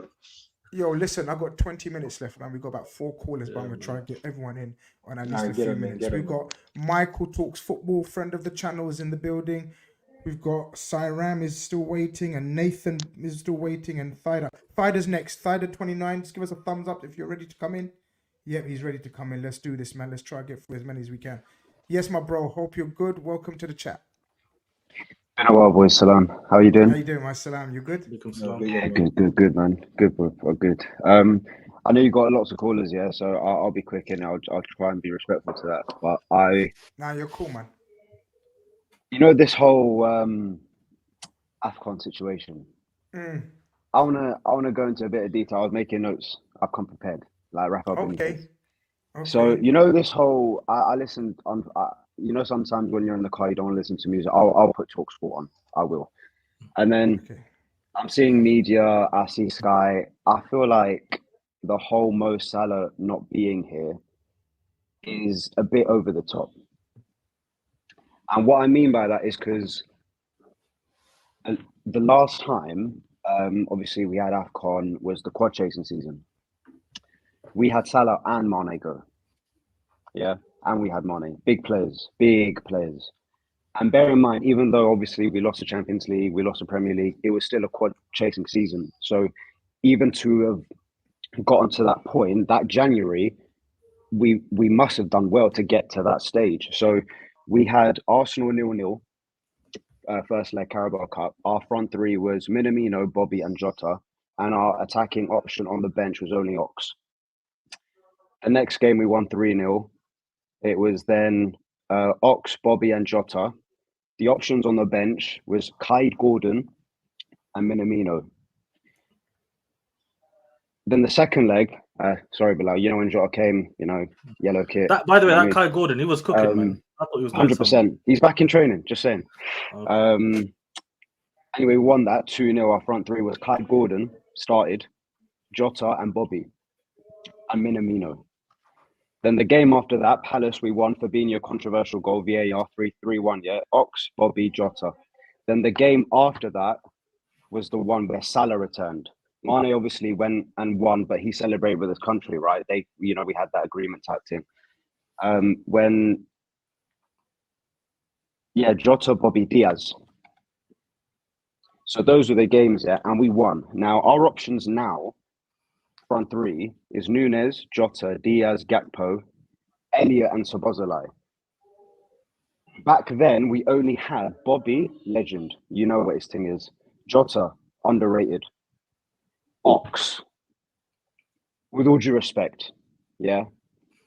Minamino, a bit of a cult hero. He did well for us, type thing. And Kai Gordon, a youngster. If I read out what we have now, Nunes, Jota, Diaz, Gakpo, Elliott, Sobo, I'm a bit more optimistic about that because I know we have tough games and I feel like we've evolved a bit. I feel like because we've got different options in our arsenal now. And bearing in mind, our midfield, was like Henderson, Milner, Keita. But now we've got really fluid, forward-thinking, dynamic, hungry, positive players. So, yes, they are tough games. But obviously, I'd love to win tomorrow. If we don't, then fine. Less games. I don't mind. I just don't want to replay. I'll be real. The way you come with those facts about sort of the last time, it's amazing when people come with facts because it looks a whole different picture the way you paint it. It's true. Like from a Liverpool point of view, Colonel, if you told me Sadio and Mo are going to AFCON and we're chasing the quad, and we still got there, do you know what I mean? I'd be very, very shook. But now, the way Thider's told us about where we are right now with the options. Listen, I'm not saying we're gonna. I'm not saying. Listen, I'm not saying. I haven't said with chest. Yeah. I haven't said with chest. I haven't. No. I haven't said with chest. I haven't said it with chest that we're gonna win the league. But if we get through this, on my life, I will say it with chest. I will say it with chest. Nah. You can win the league. I'm gonna let you slide. It's just this situation. It's just this situation. If we can get through this, do you know what I mean? Go on. Grizz, he's going to challenge me. You know what it is? No. I'm not challenging you. No, I'm challenging Grizz, bro, because you came in and you opened Grizz's eyes, bro. You know why you can say this, but you're afraid to say it with chest. Bro, we had a 10 out of 10 window, bro. What you mind telling me, bro? We're going to win the league. I said we had a 10 out of 10 window, bro. We're going to win the Europa quad, bro. And you're here, you're seeing it, but you're like, you don't want to say it yet. Nah, bro, you can say it, man. I'm back in the No. Do you know what it is? Do you know what it is? It's still a young team, but the leaders, the new leaders have really stepped up this season. They've really stepped up this season. I'm talking about my skipper. Like my skipper. I don't want to even get into that because no one's ready, because no one's willing to park their ego to the side and just accept that Van Dijk, I'm sorry, my captain. Hey, listen, talk about the vice captain. My vice captain. You can see the vibes in the changing. Vice captain? Who's your captain, G? Vice captain. Bro, I've been telling these men about my vice captain, bro. Trent, bro. We been telling me, bro. My vice captain, bro. Oh, yeah, even Trent, bro. Even Trent. Yeah, even Trent. I'm talking about all of them. All of them, bro. Curtis Jones, Trent, Robertson, Alisson, all of these guys have stepped up. Yeah. And have you not realised Alisson hasn't had many saves to make recently, and that's because of Endo. But this is what I'm saying, by the way. Endo's not. Everyone's talking about Salah going. No one's talking about Endo going, and that is a bit irritating because Endo's been sensational. But 100%. Again, no one's willing to have that conversation. But I just wanted to come present that argument because. No, bro, you presented it very well. It's presented it very well. You're right. The options are there on paper. You're right. I know the only thing is Soboslai, obviously he's got, it's not, but for me, it's a bit of a blessing because I think he needs a bit of time out just to get back into it type thing, But we've got options, like, do you know what I mean? And I feel like we're more, Klopp is very adapted. Like Pep Linders, I'll give him his flowers as well. Like I've seen footage of him, going and advising Klopp and Klopp going to Pep and be like, because of you, like the McAllister change, that was Linders. I heard it. I've seen footage of it. Do you know what I mean? So we've got the options. We're very dynamic. Do you know what I mean? Like Trent in midfield, the whole inverted thing, Diaz looking a bit. We wanted what it was, last season, and I remember speaking to you, bro. And last season, some of the conversations we had were about being stale. Yeah. Different. We need a bit of freshness, vitality, energy, youthful exuberance. And we've brought that, man. Like, obviously, these are all are good footballers. They're actually all very good footballers. Do you know what I mean? And and they want to play positive football. So, which I like to see. I like to see a bit more of dynamism. Because I feel like football's become so robotic. They're not willing to express themselves a bit, but they are trying to at the same time. So you can never accuse Jurgen Klopp team for that, but appreciate that call, man. You've been wonderful. Thank you very much for giving us it's all good, man. Respect, 100%. Anyway, we're winning tomorrow. Just saying that. I'll be here next week. I'll see the L if we get that me saying with chest. I see the chest now. No, we'll win tomorrow. I'm confident. All right. All right. With our new fair purple enough. kit. On. Fair enough. Yeah. No problem. Why, Speak actually, the soon, kits are bro. going to be so weird tomorrow. Take care. I just remember. Yeah, he's right. Yeah, the kits are weird, Good. man. You got wearing the all white kit, wearing the all purple kit. It's a bit mad. I'm not gonna lie. They said if you guys wore the red kit and beat us, you would have been accused of knife crime. So you had to go wear the purple. So big yourselves up, Liverpool. Respect against it's a bit knife mad, I'm crime. not gonna lie. Guys, Put we've the got knives down, kids. We've got about 25 minutes left. We've got 4 callers to get through. That's about 5 minutes per caller, respectfully. We've got LFC Seram next, Diallo, Nathan, Michael. They're the last 4 callers. I'm not going to allow any more callers in. If you see anyone, Bilal, let them know we're finishing in the private chat, man. Cool. That's the last 4 callers. We've got about 25 minutes. That means 5 minutes per caller. Let's go. LFC Seram, thank you for being patient, my friend. How are you? Hi, Grizz. How are you? Happy New Year, first of all of them. Happy New Year to you as well. Happy New Year. I am from India. Yes. How are you? You okay? Yeah. Okay. Fine. Absolutely fine. See, Colonel is saying we have 10 out of 10 window, right? From starting onwards, I'm listening. From 2.5 hours listening. I say I don't give 10 out of 10 for window. I give for Klopp. You give I give only 7. Yeah, I give only 7 for a window because see, last year we have a downfall. The media people, all of them were talking very rigorously about Liverpool. But this year, we signed the midfield was a completely new midfield. No one is talking. All are talking about City and Arsenal. But we are on the top, and we made good signings. And people were forgetting about what that was. In that midfield, Jones missed 5 games. McAllister missed 4 games. And all that midfield was not same. All the games. And this year, I give praise heavily for Kloppers. He was not stubborn. This year, he was not stubborn. He changed. Every game, 55 to 60 or 65 to 70. Oh, no, this is not working. We have to push it. We have to change it. And Newcastle game was the perfect example for that.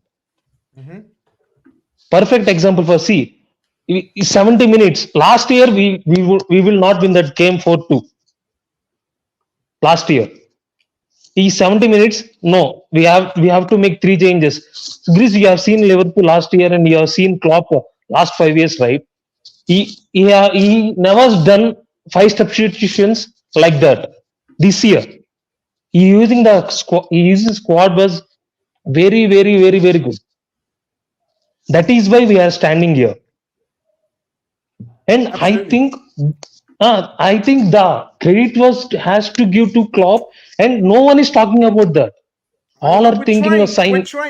We're trying to give credit to Klopp, but certain colonels in the building, you know what I mean, don't want to go to. Yes, see. We're trying to Colonel was saying the players helping him to do that, right? It is also a good point. But what I'm saying was the usage of players, the right time. See, Endo was not good in Crystal Palace. No, come off. McAllister in. He's changing the games. And one other thing was, I want to see Szoboszlai and right wing man. I want to see that Leipzig Szoboszlai. We might see him. First of all, obviously, he has to overcome his injury. He's got a slight injury. Yes, I want to see that. And another thing was, if we come this AFCON without Salah, without losing, we will win the league. Chris. Interesting. LFC. That is the main point. Thank you very much. Yeah. We covered most of those points, but again, it's good you said them and reminded us that most of the credit. Let Colonel know. The credit has to go to the manager. But nice one. Yes. Thank you very much. 2-1. My prediction was 2-1 tomorrow. 2-1. Oh, another positive Liverpool fan. Here we go. Wait, he said 2-1 to Arsenal, no? Come on, man. 2-1, you know. Thank you very much, LFC Saram. Thank you. No, Liverpool, 2-1. Nice one. All the best, my friend. Take care of yourself. Take care of yourself. Give some credit to Jurgen Klopp. Get off your narrative, man. What's the matter with you? You humbled yourself in every. Nah, you know what? You man You know what? I'm gonna raise my glass to you, man. You man are good. You know why you man are good, yeah? He came in and said everything we've covered. Fair, great Liverpool fan. And he made a wild shout and said, if we win all the games at Arsenal, we're gonna win the league. What I said trumps that still, bro. I said we're winning the league because of a 10 out of 10 window from the summer ago, bro. I'm not putting no caveat on let's see how we do with the and the Asian. I didn't put any caveat on winning it. So my chips were all in from the jump. Man's just starting to throw it in now based on how it's playing out. And big up to him as well for saying we're smashing them, you know what I'm saying? Who won in that? But all I'm saying is, Grizz, you men are trying to make me out to be the villain because I don't hear no FSG You're trying arguments. to make you out to be the villain. No. Listen, Billa, there's a difference between Cronky in and Cronky out, right? There's a difference, right? Well, all I'm saying is I only brought up Klopp during FSG out arguments. I've never brought up Klopp without the arguments. That's fine. And you know what's not present, Villa? You know what's not present? FSG arguments. That's fine. But they still want to bring up Klopp like I'm just this bad guy that no, reason. But you can dispel and finish and extinguish all of that chat because we ain't heard you praise the man himself. Just praise him. Nah, Grizz. See what I'm saying? Nah, it's easier to praise. It's easier to praise Klopp than FSG. Way easier. Bill out. Don't join Grizz and do this team up thing. Listen, real quick. Okay, there was a caller that came on. He tried to call me out, and I said, "Bro, no, I praise Jurgen Klopp for his rotation, even though some fans themselves don't like the amount of rotation we're doing." And shout out to the last caller. I don't want to butcher his name, but he made a very great point. We made 5 substitutions against City. City made no subs against us, bro. And we still have our foot on their neck. That's because of a 10 out of 10 window. Mm-hmm. We now have the squad depth to make 5 subs against City and kept the pressure on them. Ask any City fan about that Liverpool game. It felt like a loss to them, man. The same way Man U fan felt like a win because they draw against us. So what I'm trying to say to you, because of a 10 out of 10 window, it allows us to have the quality and depth. When was the last time we had that before Diaz came? We never had that. FSG signed 1 man in Diaz, and all of a sudden we got depth and the FSG talk died down. All I'm saying is, don't poke me, man. I keep the stats and I keep the facts. All right, listen, man. Shut up with your monologue, man. We've got 10 minutes left. We've got 3 callers left. Man, Happy runs into the super chats. He says, I love this combo of football men on Carnage. Big up Grizz, the Colonel and Bilal. We're going to bring misery over the next few weeks to these overrated water gunners. Trust. Energy from Man. I like half of it. Man. Give him a refund of like $5. Half the super chat was nice. The other half. Oh, you're cold, Bilal. Listen, we got we have talking about Arsenal and Gunners and whole heap. Yeah, now bring the big gun. Bring him. Oh, heap of noise. Diallo is back in the building. Diallo, how are you, my bro? Oh, Grizz, man. How you guys doing? We're good, man. We're good. Connor, yeah, it's been a while. I got a quick question. It's been a while, but I got a quick question. You didn't run 10 miles this week. It's too cold for that. So... no, I mean, not today, but I will tomorrow. Okay. Clear, you know? Yeah, it's quite cold. You're right. It's you said after the 3-1 defeat. After the 3-1 defeat, yeah? Oh, man. Maybe. We'll see.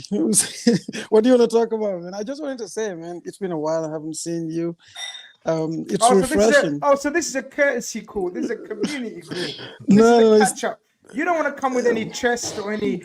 Liverpool is going to finish 4th, 5th, you were saying, and Arsenal going to finish. Oh, you come off the screen when I mentioned your predictions.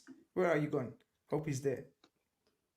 Are you there? This is not a good sign for tomorrow. That's all I'm going to say. It's not a good sign. You know it's not a good sign as well, man, because we're expecting some snowstorm here probably about tonight, tomorrow morning.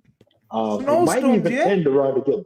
Yeah. So I'm probably about 45 minutes from where Diallo is, man. So we're bunkered down right now, waiting for that. So we'll see after the game. Man. But we can't. When Diallo, if you're listening, we love you, but we got to move on today, man. You need to call it. Yeah, got to move on. Grizz, real quick. Whenever Diallo don't run, we smash Arsenal. Oh, well, we don't know if you ran because you asked him the question, but he didn't get a chance to answer. We got Nathan, we got Michael Talks Football, and we got my brother Fahim. I don't know if he wants to come on, if he's just enjoying. I'm gonna message him in a minute if he wants to come on. But Nathan is in the building. Let's add Nathan to the call. Nathan, welcome to the chat, my bro. Big up panel, big up Soup, Bilal, Grizz, man. Salute to you guys every time. Funny enough, Grizz, before I make my points, man, I saw you in the Big Six the other day, and it's getting heated with Turkish with the whole Firmino Jesus debate, which again, I mean, come on, man, really? I mean, why is Firmino getting slandered? You know, I don't know what Turkish is on, man. Firmino's not even a proper I know nine. what he's on. I know what he's on, but you know what I mean? It's getting to him. You know what I mean? I told him to just hold back.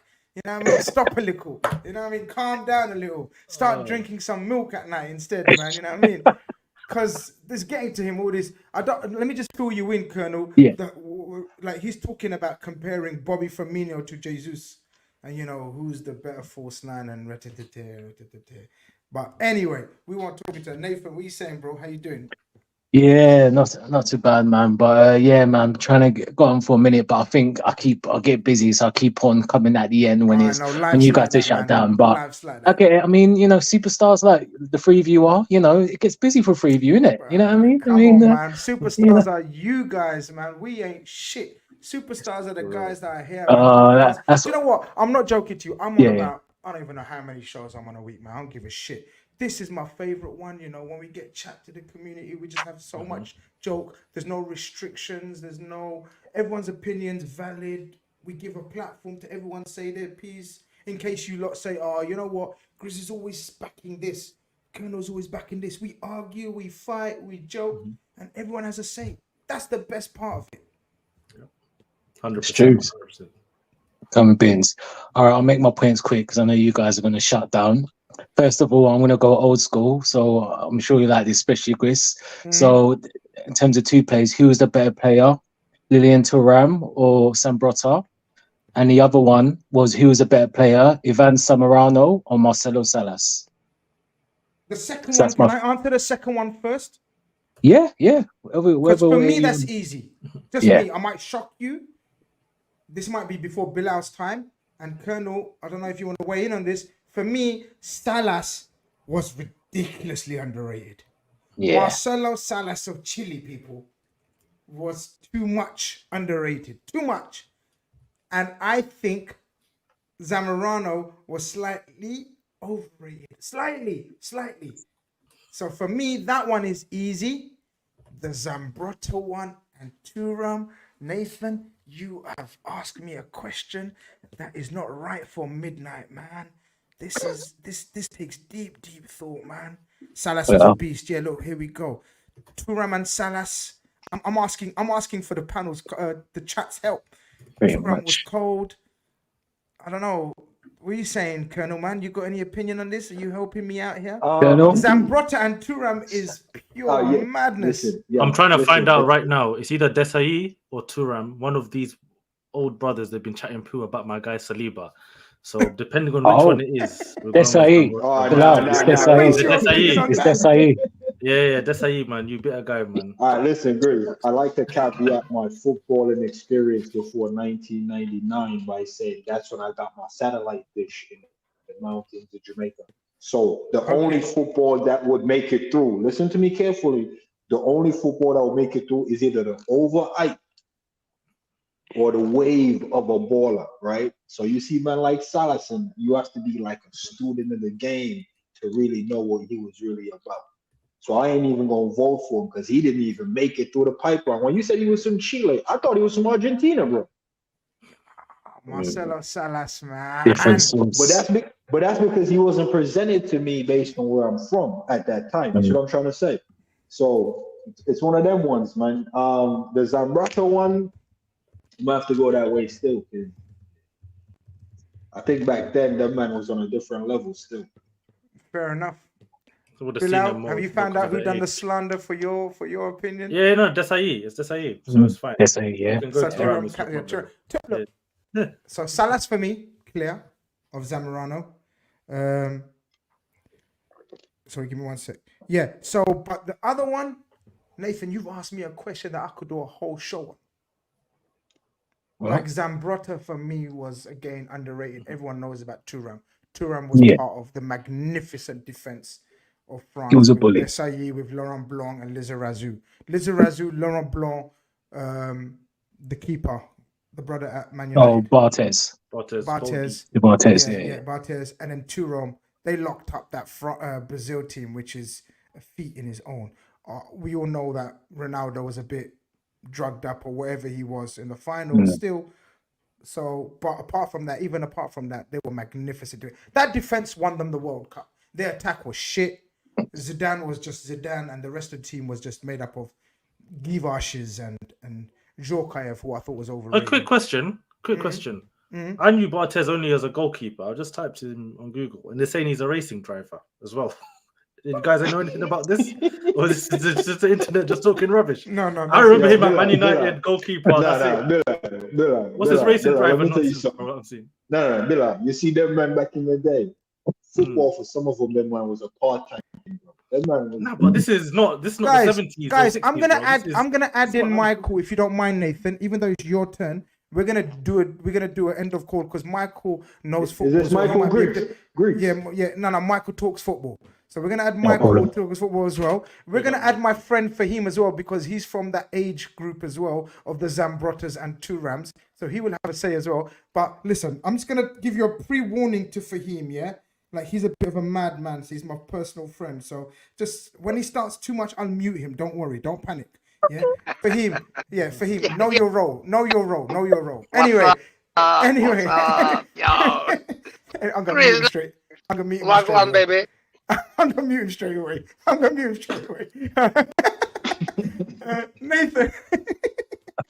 Nathan, what are you telling me, Ms. Zambrotta? Michael, welcome to the chat. Last 10 minutes. This is a great debate he's opened up here. Zambrotta, Thuram, Michael. Oh, Thuram all day.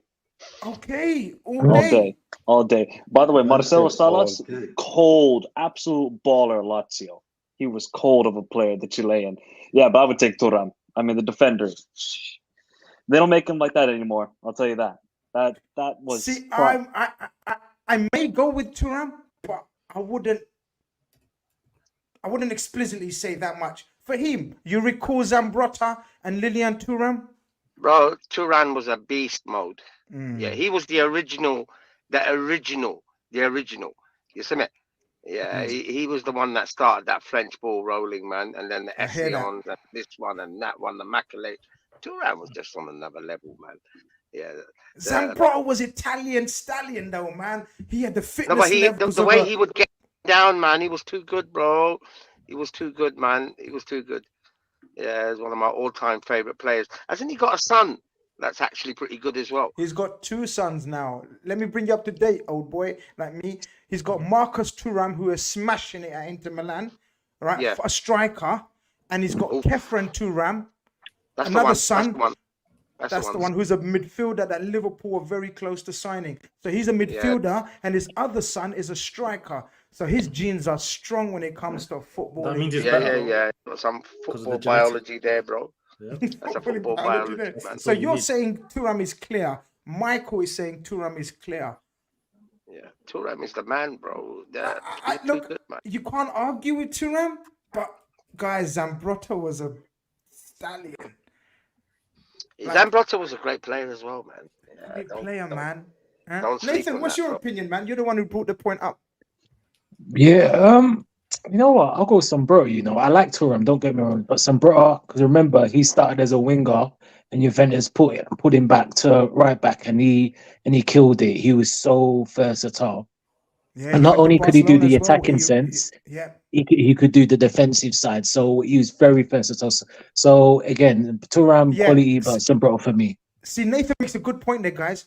Zambrotta was much better than Lilian going forward, you know.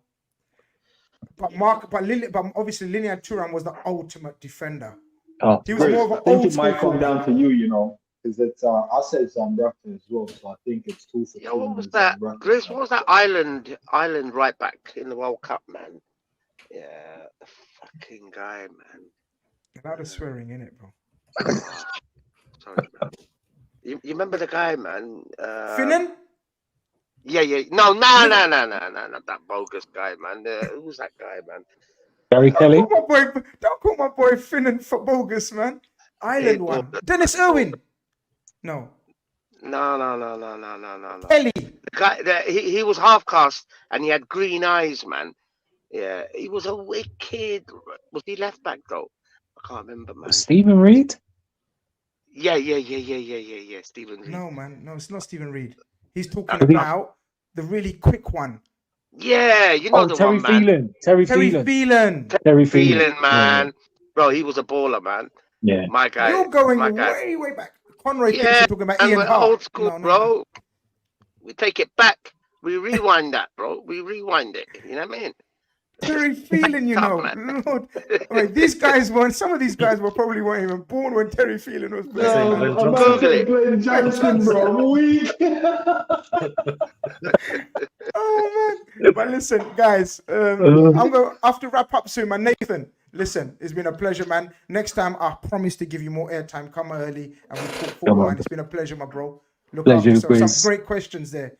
Lovely, Colonel, man. Nice. Bilal, you look. Take care, man.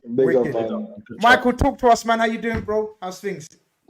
I'm doing well. Trying to survive the cold. That's about it. I saw, Michael, before you start, I literally was on my phone at work the other day and I saw minus 43 in Finland. Is this? It's been minus 30 for a straight week here. Minus 30. Where? So. Wait, what do you mean calling minus 30? Is this Celsius or something? Can I get the Fahrenheit in that? Celsius. Bro, if that's in Fahrenheit, no Fahrenheit here, only Celsius.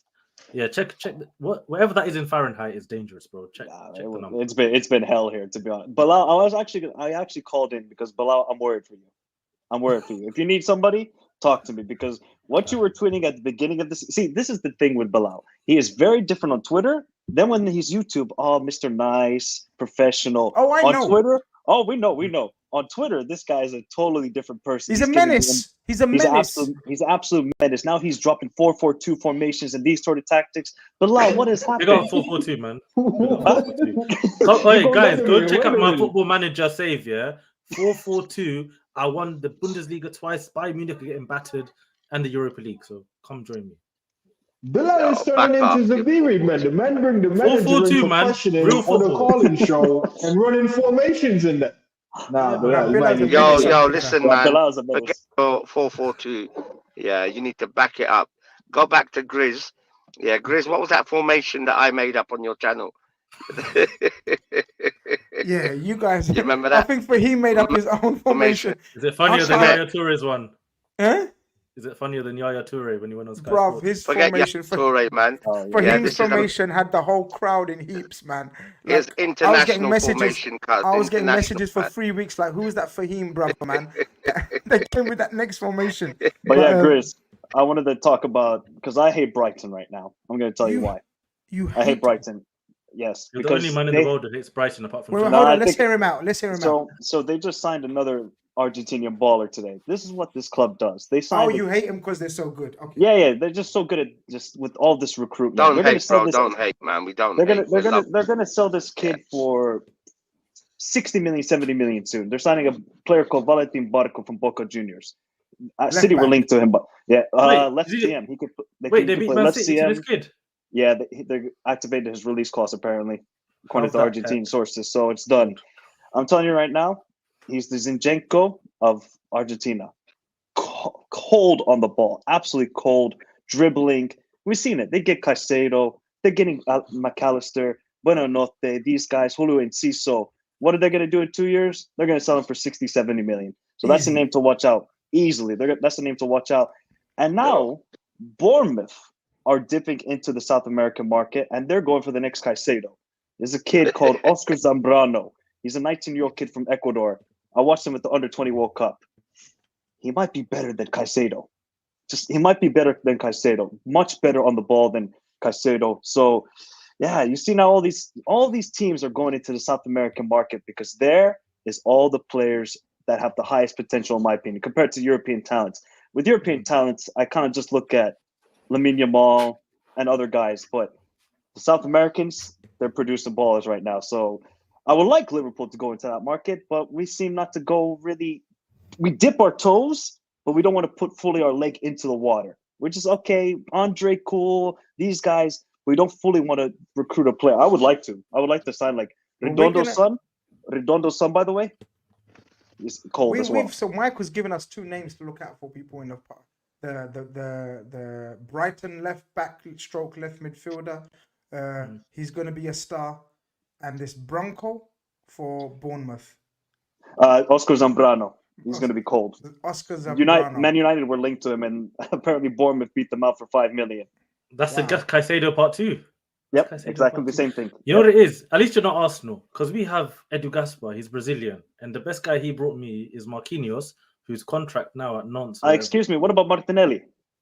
That's not him. That was Francis Cagiao, who signed. It was Arsenal for ages. Obviously, Edu should know something, but we did get this guy from Real Madrid apparently. So let's give it another transfer window, I guess. Well, Michael's coming and throwing some knowledge there at us. We've got to keep an eye on those ballers. Michael, obviously, I need to wrap it up. Otherwise, then you no worries. For football. Sleep well. We catch up very soon, bro. Yes. Look after yourself. Keep in touch. Keep in touch. Bye-bye. Enjoy. We saying for him. We say yo, Grizz, wagwan, man. It's me and Bilal. Yeah.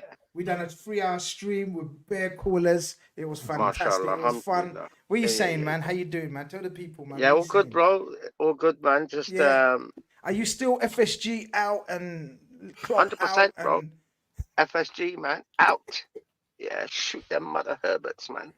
And Klopp out and ban Liverpool and minus crew. Part of the minus, man. We're part of the minus, man. Yeah, Liverpool not doing it for you still. We bring that high level negativity, bro. High level negativity.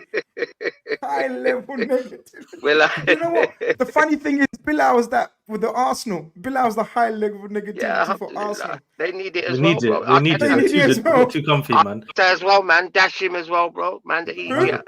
Don't know what Arteta. Dash him out, bro. He don't know. He don't know nothing about management, man.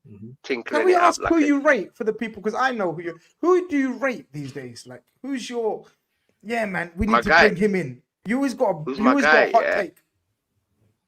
Yeah, well, I will tell you that the original guy that we like, if Klopp showed some minerals, then he would be up there, innit?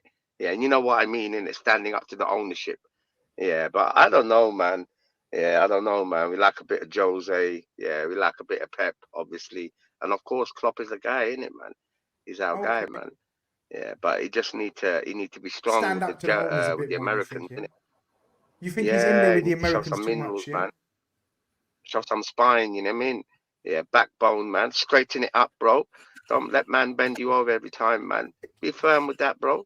Yeah, just be firm. Easy. You need a Sean Dyche, man. Go to Dyche. Everton, man. That's a real manager. Man. No, we don't need no Sean Dyche, man. Yeah, leave that guy, man, please. Yeah. Yeah. Listen, maybe people, we thought we'd finish up a bit of Dosa for him, the legend himself. Hope you guys have enjoyed tonight's show. So what's going to happen tomorrow, man? Are we going to give them the brush? It's not looking good, in my opinion. We haven't, by the way, Jesus is injured apparently for tomorrow. That's good. Is that the rumors coming out? Yeah, that's good for you lot. For me, it's good, but I don't know about other people. No, that's good for you lot, man. They're putting Nketiah clips up in training saying, what the hell? How can man compare Gabriella to Bobby Dazzler? Are you feeling okay, bro?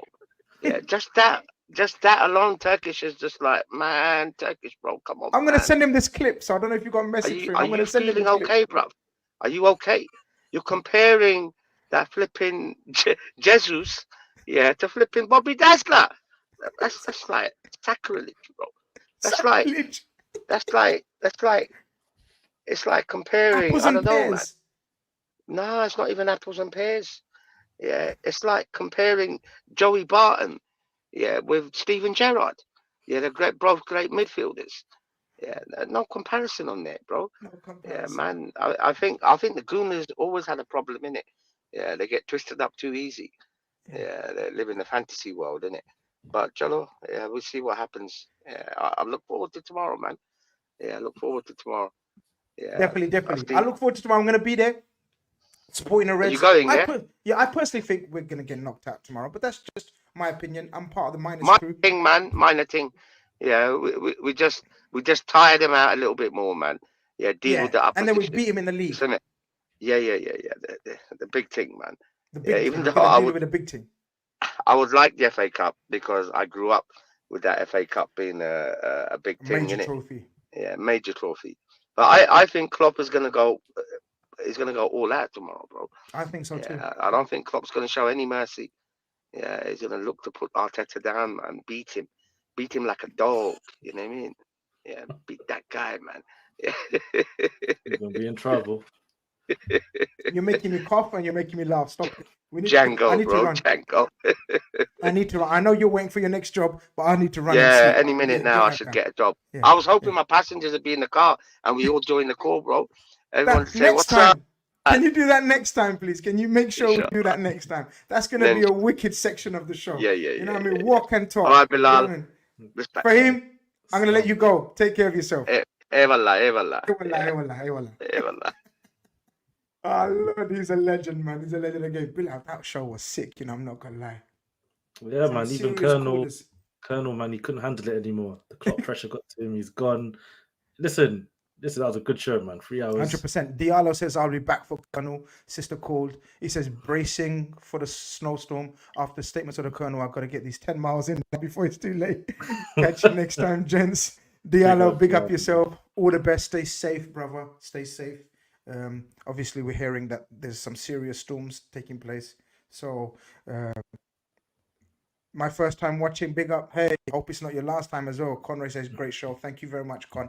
I'll speak to you tomorrow, definitely on the Red Fellas. Bilal, tomorrow, final thoughts. Has anyone or anything changed your mind? Listen, I just seen Arsenal fans having a meltdown, and I just scrolled through social media about Jesus and that. But I don't know what's the difference if Jesus plays. For me, it's all the same. Like, come on, listen, the objective remains: you must win, man. That's it. No excuses. But 100%. yeah, can't wait, man. It'll be a good game. Listen, people, Calling Khan has been a mega show tonight. Thank you very much for your support. Thank you very much for all your likes, all your subscriptions. We'll be hopefully, fingers crossed and everything. We'll be back next week. And definitely back tomorrow for Red Fellas, obviously for post-match for Liverpool, Arsenal. And then we got the semi-final. You guys are off for a few days now. Yeah, Listen, we're off for 2 weeks, man. We're on holiday after that game. So 2 weeks. Yeah, man, till the 20th of Jan. So you're going to put everything into tomorrow's game? Yeah, man. These guys are going on holiday after this, so Dubai or something. Come on. Big game. No rest for the wicked, though. Peace out, guys. Take care.